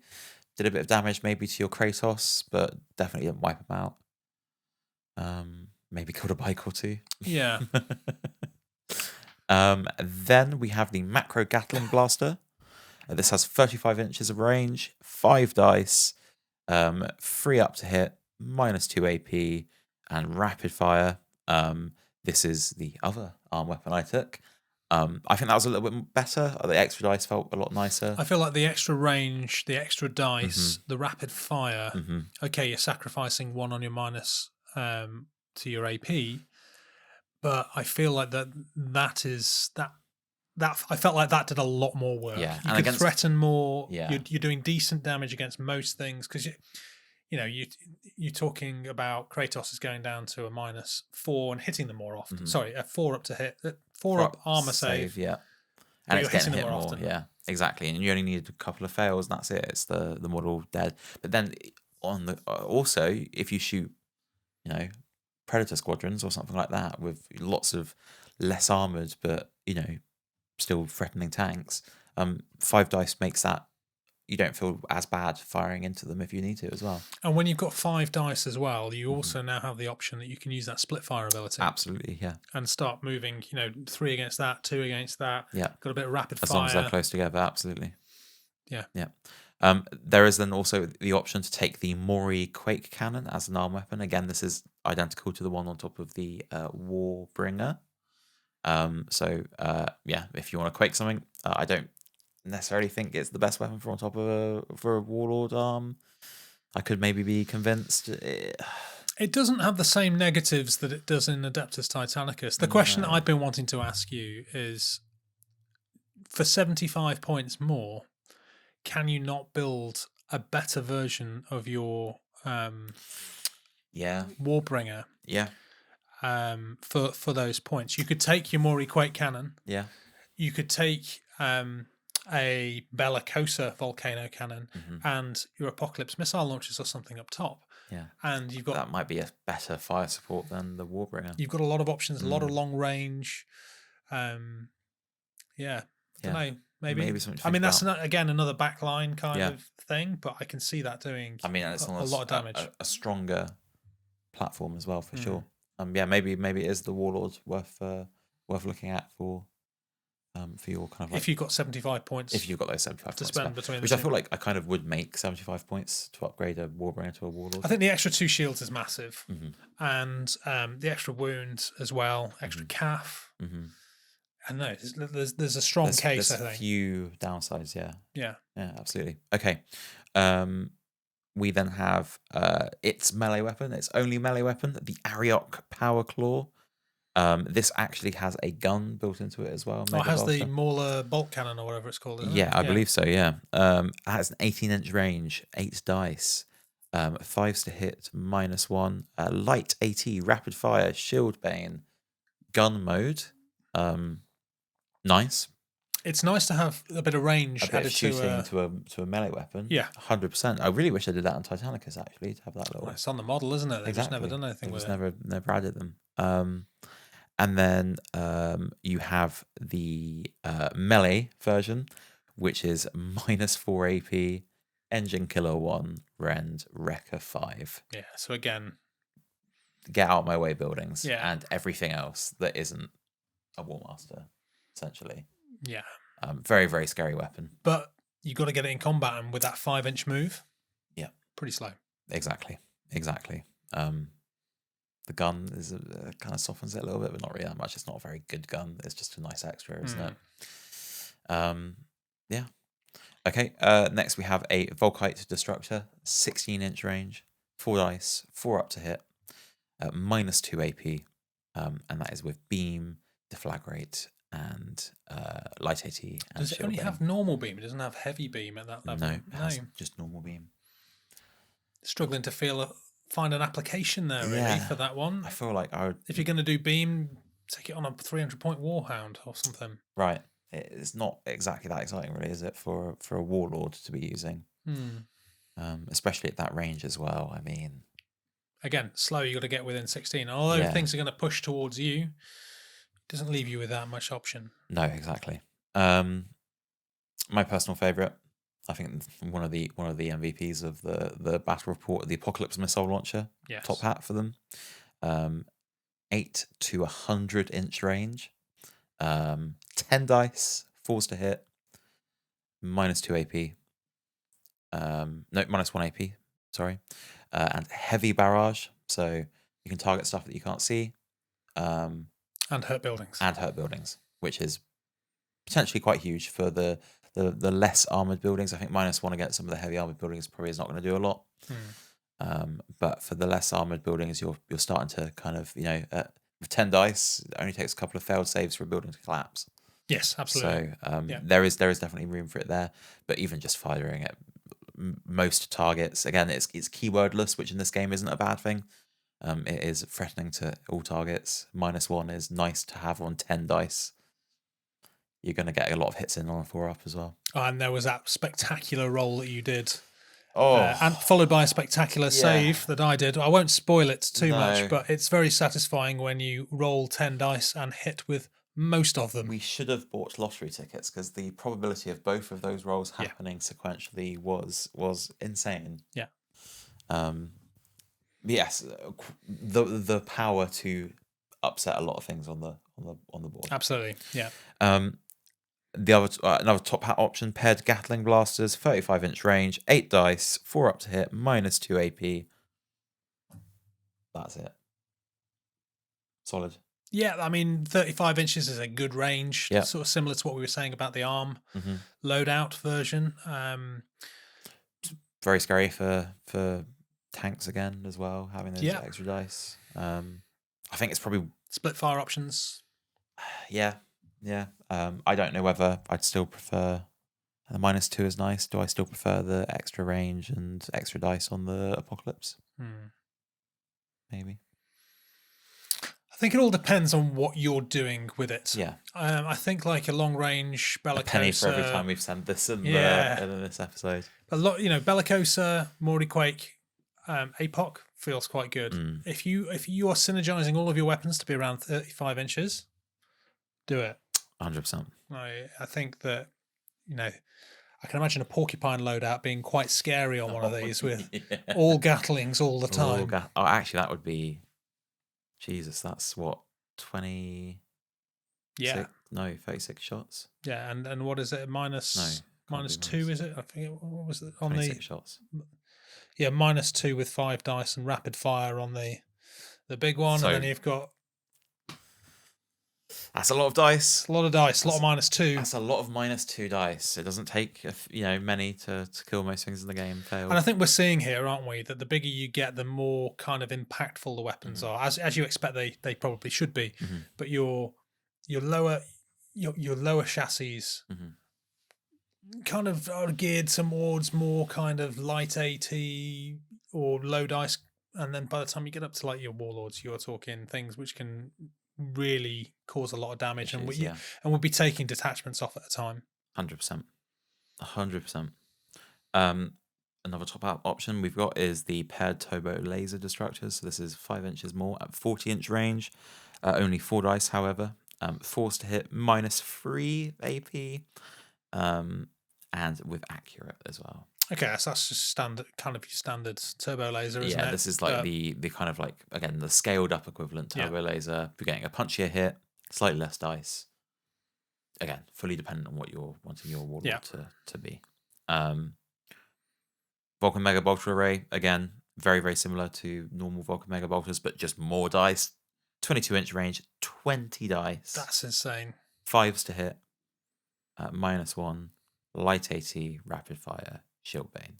So again, another perfect option for split fire. Absolutely. A lot of stuff is not gonna like that.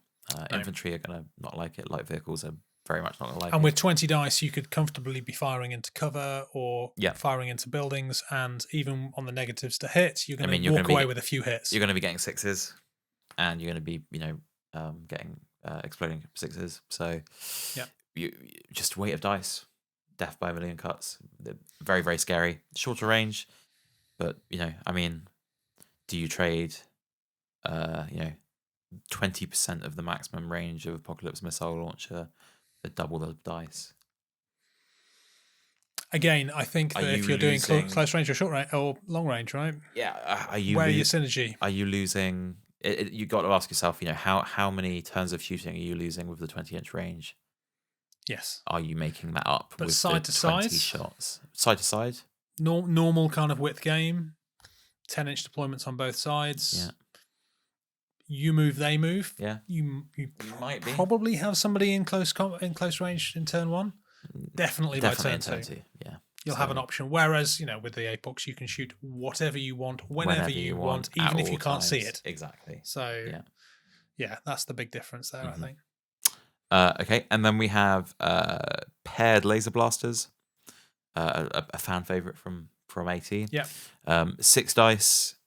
This again is a top hat weapon. 6 dice, 4s to hit, AP -3. Just a standard laser weapon, nothing extra special. So I think the difference between that and the paired is you're losing accurate, is it? You get more dice, but you're losing accurate. Exactly. It's basically the same. A lot of these profiles are very similar, and I think they just have to. They probably could have summarized double a dice of them into kind of like smaller weapon options. Then we got our personal defense weapons on the Titans. So we've got the Ardax Defensor Mauler bolt cannon turrets, 8-inch range, 5 shots, 5s to hit, -2, light 80, point defense. Your standard blicky for when anything gets too close. Yeah, it needs them. It definitely needs them. It came into use in the battle report quite crucially. So very, very good to have. Same again, but with Ardax Defensor las cannon turrets. These ones shoot out of the back of they are rear arc. These are 2 dice, 5s to hit, -1 anti-tank point defense. If any vehicles are sneaking up behind you, you've got flyers. You've got a couple of point defense las cannons. Pretty nice. Yeah, pretty nice. For what are essentially free. Kind of like free. Yeah. We then got the back to the normal arm weapons. We then got the Warlord Graviton Ruinator. This is one of the newer-ish weapons in AT. I say that, it feels like it's newish. Probably but still like 3.5 years. Literally 3-4 years old, yeah. Where the pace that AT moves is new. Yeah, that's new. So 3 dice, 30-inch range, -3 AP, Demolisher Graviton Pulse. Yeah. potentially quite destructive. Potentially, again, like as we said before, with the what was the other one that we were talking about, which was basically similar? The Direwolf Grav weapon, right? No. Oh, on the Warhounds. The Warhound arm. You've got one. This one is going to do more against buildings. Yes. Your conversion will be extirpator, which you're going to get to in a second. Yeah. That's sort of like two sides of the same coin. The same coin, yeah. So with the conversion beam, again, 6-inch range, 2 dice, 3 ups to hit, -2, no extra traits. 6 to 18-inch range, 3 dice, 3 up to hit, -3 AP with Demolisher added, and 18 to 35 inches range, max range, 3 dice, 2 up to hit. So there's the improvement, unlike the previous. -4 AP, and again with Demolisher as per the previous. So yeah, two kind of sides of the same coin. I don't know whether with the Graviton, with either, I don't know whether I want slightly worse than what's on the back of the Direwolf, isn't it? Because that had accurate. Okay. Well, you got 2 up to hit on the. You're back. So you're back to your 3 up, 3 up, 2 up, whereas that's a 4 up, 3 up, 3 up with accurate. But you're still. I'm going to be honest. I don't think I want to. I don't think any building is worth a Warlord shooting at it, even when it's full of infantry. I don't know. I think it depends on the weapon, but I don't know. That just doesn't seem like much of an upgrade over what you can get on a Direwolf. No. I think I would rather take the 3 up with accurate. Mm-hmm. Yeah, it's a tricky one, isn't it? Yeah. I think there's a lot of weapons on the Warlord profile that I'd prefer to have as just a standard. Yeah, I would flat out actually say that the Direwolf is better. Yeah. It's cheap. It's a cheaper. If you want to take that, you take the Direwolf. Yeah, if you're wanting to do that, if you're wanting to, have a Demolisher heavy, and you want to be a Titan to do it, bring a Direwolf, save yourself. I mean, to me, looking at all those loadouts, I think that there's two kind of builds. You have your long range, possibly kind of like Apox, Quake, Volcano Cannon, and you have a close range one, which could be, well, either more Apox or maybe Gatlings on top. Yeah. And then possibly more Gatlings on the arms. Yeah. Because you're going to be able to just hurt anything. The Gatlings are just really nice. They're good all-rounders, and there's a lot of shots. Yeah. I'm actually very curious to see what Porcupine Warlord would do in LI. I think it would be quite scary. Quite interesting. Might have to run that at the tournament. But now we come to the Psi Titan. The Psi Titan. So we're adding another 75 points here. Mm-hmm. A lot of the stats are the same. Yeah, pretty much it is identical across everything, I believe. 5-inch movement, 2+ save, CAF 14, 7 wounds, with 8 void shields, but it does have a couple of additional funky special rules. You've got the Dread Aura, 8 inches. You know all about Dread Aura, so why don't you tell us about it? It is the usually used for the demon units. Yeah. It's demon stuff, essentially. So it's the rule that word bearers actually just flat out ignore. Yeah. I don't actually remember the wording, so I've not actually used anything with Dread Aura yet. So little has it. I am building up currently, so we haven't mentioned this yet. I'm building up currently a Knight Malanax household for LI. I'm going to have supporting Mechanicum units for the household as well, and in there I am taking the Demon Engine new detachment that they can take alongside a couple of Knight detachments as well. So going to be getting a lot of use out of Dread Aura at some point soon. So within 8 inches, you subtract 1 from the result of any morale. Yeah. That is it. Okay. So basically, if they're taking morale checks, they are worse at it. But that's a constant area of effect. Mm-hmm. And I don't think it actually distinguishes between friend or foe either. Yeah.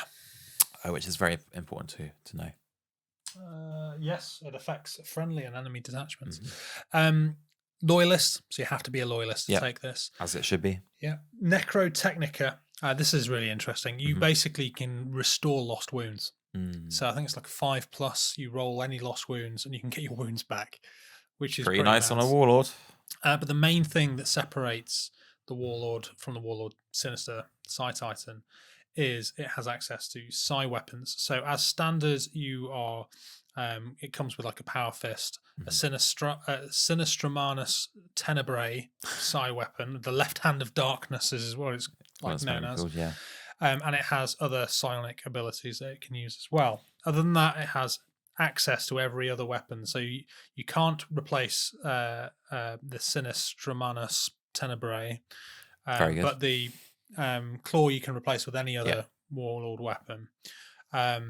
So the Left Hand of Darkness is a 40-inch range weapon with 3 dice, hits on a 4+, AP -4, and it is a front arc heavy beam psi weapon. Heavy beam basically means that buildings and stuff like that don't stop it just punches straight through the buildings, which is very, very cool. And it will hit all -4 AP, 3 dice, long range, right?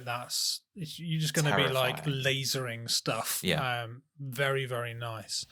But the psi keyword, you can only fire one weapon with the psi keyword. I believe they bypass shields. He says quickly. So yeah, it bypasses invulnerable saves, cover saves, ion shields, and void shields. Insane. Which is incredible. Is incredible. Yeah. But you can only use one weapon with the psi trait. And the reason I mention this is that it has these sort of psychic abilities that it can do as well. So it has access to Death Pulse and Antipathic Tempest, and these are both psi, which means you can either fire your Sinistramanus, your Death Pulse, or your Antipathic Tempest. Death Pulse is like a 7-inch. You have D3 +1 dice. It is a 4+ to hit, -1 with saturation fire. Gosh, I wish I'd checked all of these. There's so many. Feels like 7th edition 40k again. You're just back and forth. So it targets every. Oh, it's like with the Death Storm. So it is a 7-inch, targets everybody within 7-inch. Yeah. And it's going to be doing D3 +1 hits to everything within 7 inches of it, hitting it on a 4+ with -1. Yeah, it is. I can't see that coming up very often. Like an AT doesn't come up very often. No. But if you find yourself surrounded, very, very good. Is it friendly? Oh, it is every visible friend or foe. Yeah. So the Sinister don't care. No, it don't care. Nope. And Antipathic Tempest, which is the better one, I think, which is 20-inch range, so quite short compared to what it is on AT, which I think is like anywhere on the board. 1 dice, 4+ to hit, -1, but it is blast, 5 inches, ignores cover, and quake. So I think that for me, there is a solid decision as to whether you're shooting your Sinistramanus or you are using the Antipathic Tempest, and it all depends on how far away you are. Certainly, if you're going against embedded infantry, absolutely hit it with the Antipathic Tempest. Yeah. If you want to take out multiple vehicles or Titans, the Anything. Sinistramanus. It's 75 points more expensive. There's some good stuff on there. I think it is still quite strong. It's got a lot of void shields, got a lot of wounds. That Neurotechnica ability allowing you to regenerate those wounds as well. Very, very strong. And you're not really losing out too much. I mean, really what you're getting is a left arm weapon, which can be one of 3 things, like almost like one of 3 different profiles because of the other psi weapons. Yeah. And that's how you kind of need to think of it, which makes it very versatile. Yeah, absolutely. These are quite strong in the game. I can kind of see why they can do a lot of varied stuff. And then you just take something on your right arm to kind of complement the ranges you want to play Any at. of the Warlord weapons we've discussed. Yeah. I still think you would be taking something like a APOC on top or something. Oh, like yeah, that. for sure. We're on the home stretch now, Johnny, and we're talking about the Warmaster Iconoclast. Absolutely. Well, this is one that is my favourite out of the 2 Iconoclast, out of the 2 Warmaster flavours, because it is the melee one. And there is a now like 3-year-old, partially finished Warlord, Volper Warmaster Iconoclast sat on my hobby shelf. So Maybe one day we'll see it. Maybe one day. So 6-inch movement, 1-up save. We love it. This is the first 1-up First save, 1-up unit in the game. I think it was. CAF plus 18. That's just mental. Ridiculous, isn't it? And 8 wounds with 12 void shields. Yeah, insane. Let's get onto the weapons. Before we do that, you are that is going to take to stop this getting into combat with you. Yeah, is going to take an awful lot. It's going to make it be a good few turns until it gets there, but it's going to survive it. Yeah, and then it's going to arrive and kill whatever it's face to face with. So the weapons it's got: Desolator Chainsword. It's the melee weapon. Engine Killer 2, Reach, and Rend. Just in case plus 18 CAF wasn't enough.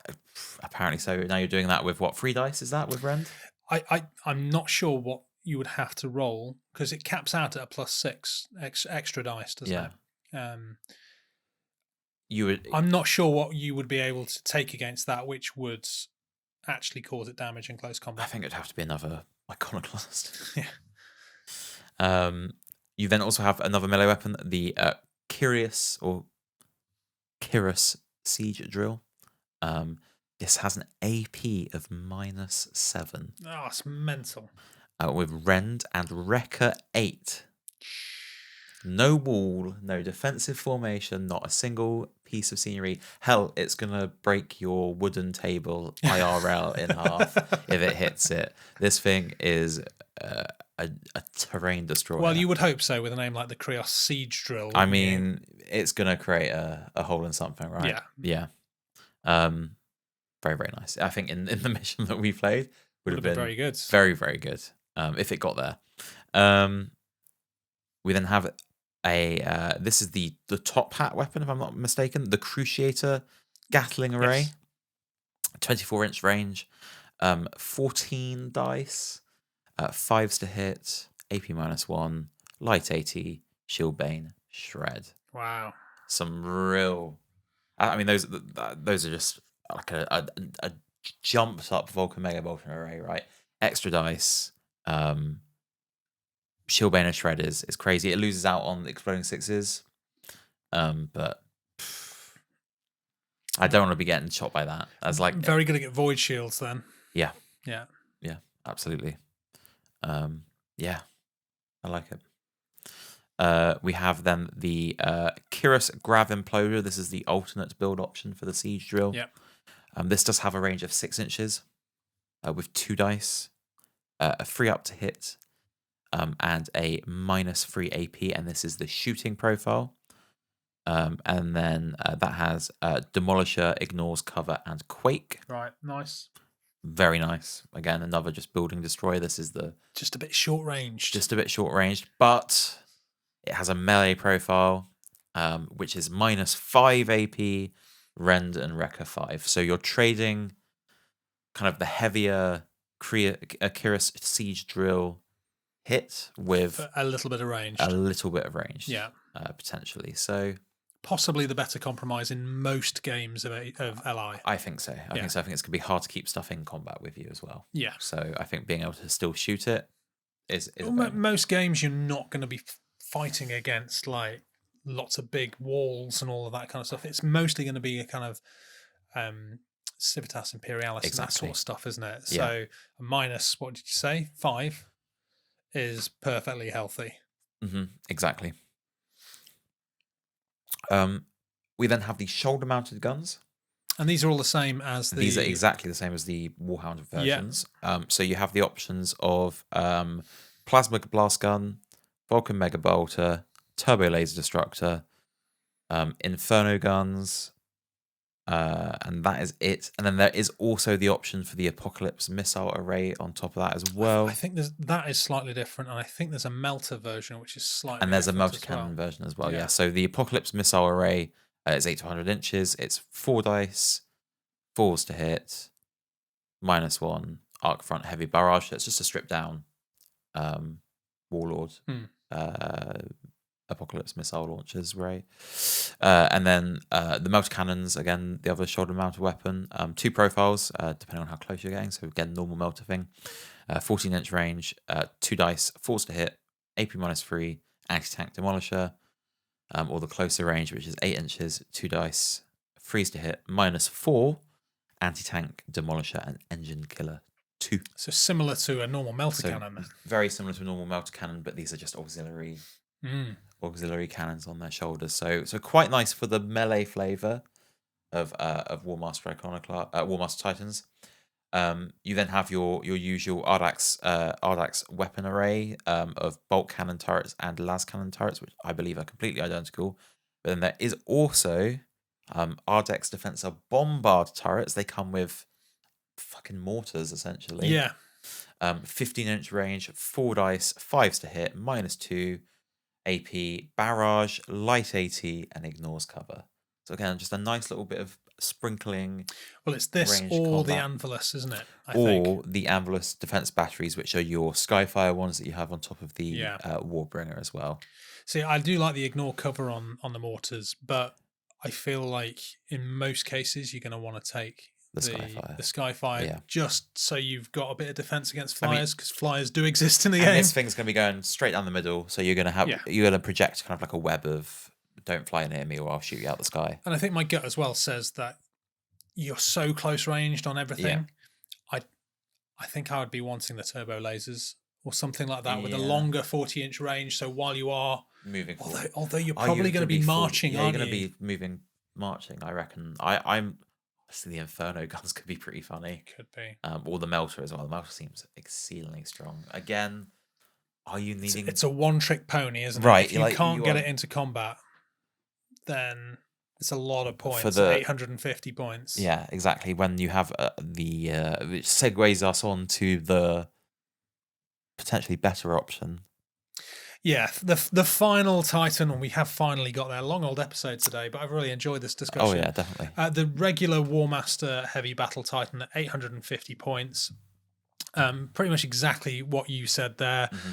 Move 5, save 1+, 18 plus 18 cap, 8 wounds, 12 void shields.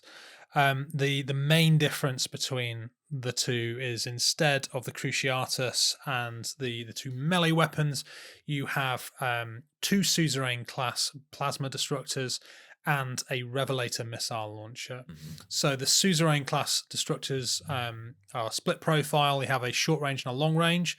Long range is 26 inches with 4 dice, hitting on a 3-up with a -4 AP and has Demolisher.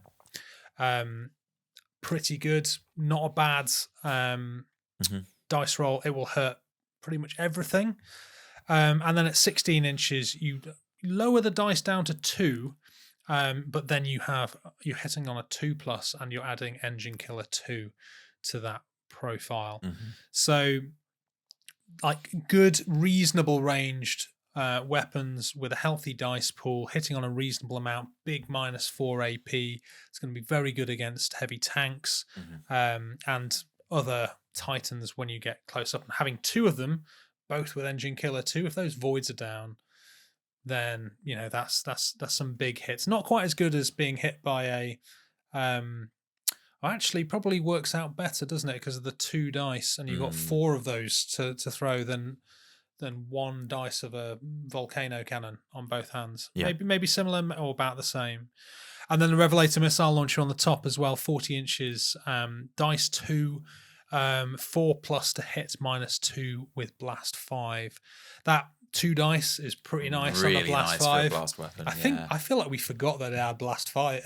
2 dice. I remember actually. you. Oh yeah, no, I think you only ever fired once. Yeah, maybe we'll have to consult the footage. Yes, but obviously nice, good blast weapon with a decent minus to your AP, and then you've got all of the access to everything else around it.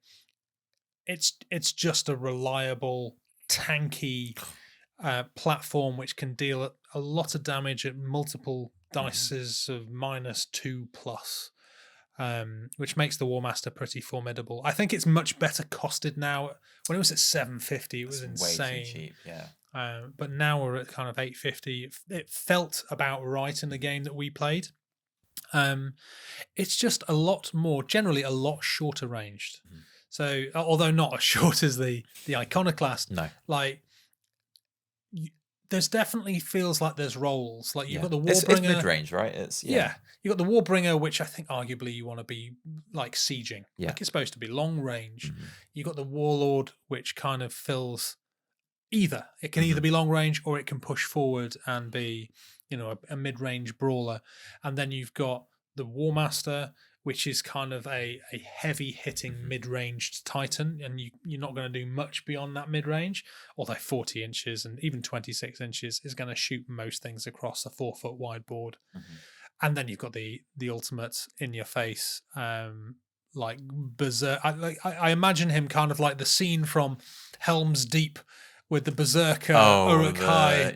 Legolas, take him down. Running with his kind of thing to blow up the fortification. That's basically what it does. Yeah. Although he doesn't die in the process of doing it. No, he comes out the other side and kills more stuff. I definitely feel better about the Warmaster than I felt before. I felt previously they were just borderline toxic. Yeah. But I think I did notice with you bringing the Warmaster, your list felt lighter. Yes. So like, although I was getting, anything that thing was looking at was dying, I was also looking at the state of the board and actually going, well, yeah, sure, you are having one turn ago with this thing that is destroying stuff, but then actually you've not got a lot kind of left around it. Would this been better spent? No. Infantry or tanks, super heavies. It's all those questions you've got to ask now with all the releases that have come out for the different. Which is why I think with that Warmaster, you need to be making the most of all of your weapon options, because you won't want to be marching it. You'll want to be shooting it as often as you can. I think you need to be leaning into your turbo laser destructors. At a pinch, maybe the Vulcan Mega Bolter arrays or the Apocalypse missile launchers, but I'm not sure. Maybe the Apocalypse missile launchers actually might be the best option, because although I did enjoy running the turbo laser destructors, I was mostly using them to try and plink off shields at long range. Yeah. And you would say that arguably you'd probably do a better job of that with the Apocalypse. You probably would. Yeah. To just kind of complement the heavier hitting stuff. You want those shields to be down by the time that you can get those engine killer weapons in, right? Yeah. So.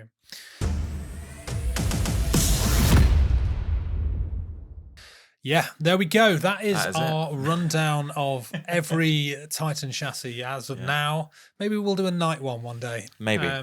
But we've had a lot of fun playing with Titans recently, so we thought we would share that with you. Don't forget, if you've got some Titans and you fancy seeing how they do in a competitive event, then you can bring it to our LI tournament on the 9th and 10th of May, where tickets are available now, and there will be a link in the description below. Any final closing thoughts, Johnny? Stay tuned for the battle report. It will be. Well, you said it now. You promised it, so it's. It's going to happen. We've got a ton of footage, so something's going to come out of it. I can't promise how good it will be, but I reckon it's going to be. Worst case, the patrons will see it. Well, exactly. If it's that bad, it might get locked behind the patron. But to be honest, no. I think I've got very high hopes for it. We did a lot of prep, a lot of work. And that's not to say that, like, if it's shit, we give it to our patrons. Yeah, no, not at all. What we're saying is that, like, we try and feed as much content as we can. So if we feel like there's still room for improvement, we use our patrons quite a lot as a sounding board for improving the show. So if we feel like maybe it isn't quite as polished as we want it to be. Not saying they won't be reflective as our as we want our content to be. Then we will be reaching out for some help. I highly doubt that we'll be going that route. I have very strong hope for it. I've previewed some of the clips so far. I think it's going to be good. Good. I think it's going to be good. I hope at least. I always look forward to seeing those because I don't edit them. So no, it's always a surprise. Always a surprise. Yeah. But yes. Nice. So. Hope you've enjoyed the show. If you want to hear more of this sort of stuff and watch more of our future videos, podcasts, everything else that comes with it, please like and subscribe to the channel. And if you are listening on a podcast platform such as Apple Podcasts or those kind of things, then please leave us a review, leave us a 5-star rating, and it all helps the channel. So I think until next time, we will be back with whatever we decide to do. We've got to be we're overdue, aren't we? Some new releases. We are, yeah. Oh, maybe we'll get treated. When's Warhammer Day? That's coming up soon, isn't it? I feel like that's usually around about April. I've not seen any. Or Adepticon. There's something that happens around this sort of time. Usually some sort of teaser slips by now, doesn't it? So maybe we're not going to get lucky this year. Here's hoping for some Custodes. Oh, that would be lovely, wouldn't it? Yeah. But until next time, guys, thank you. And always remember to go big, go loud, and... go Maximal.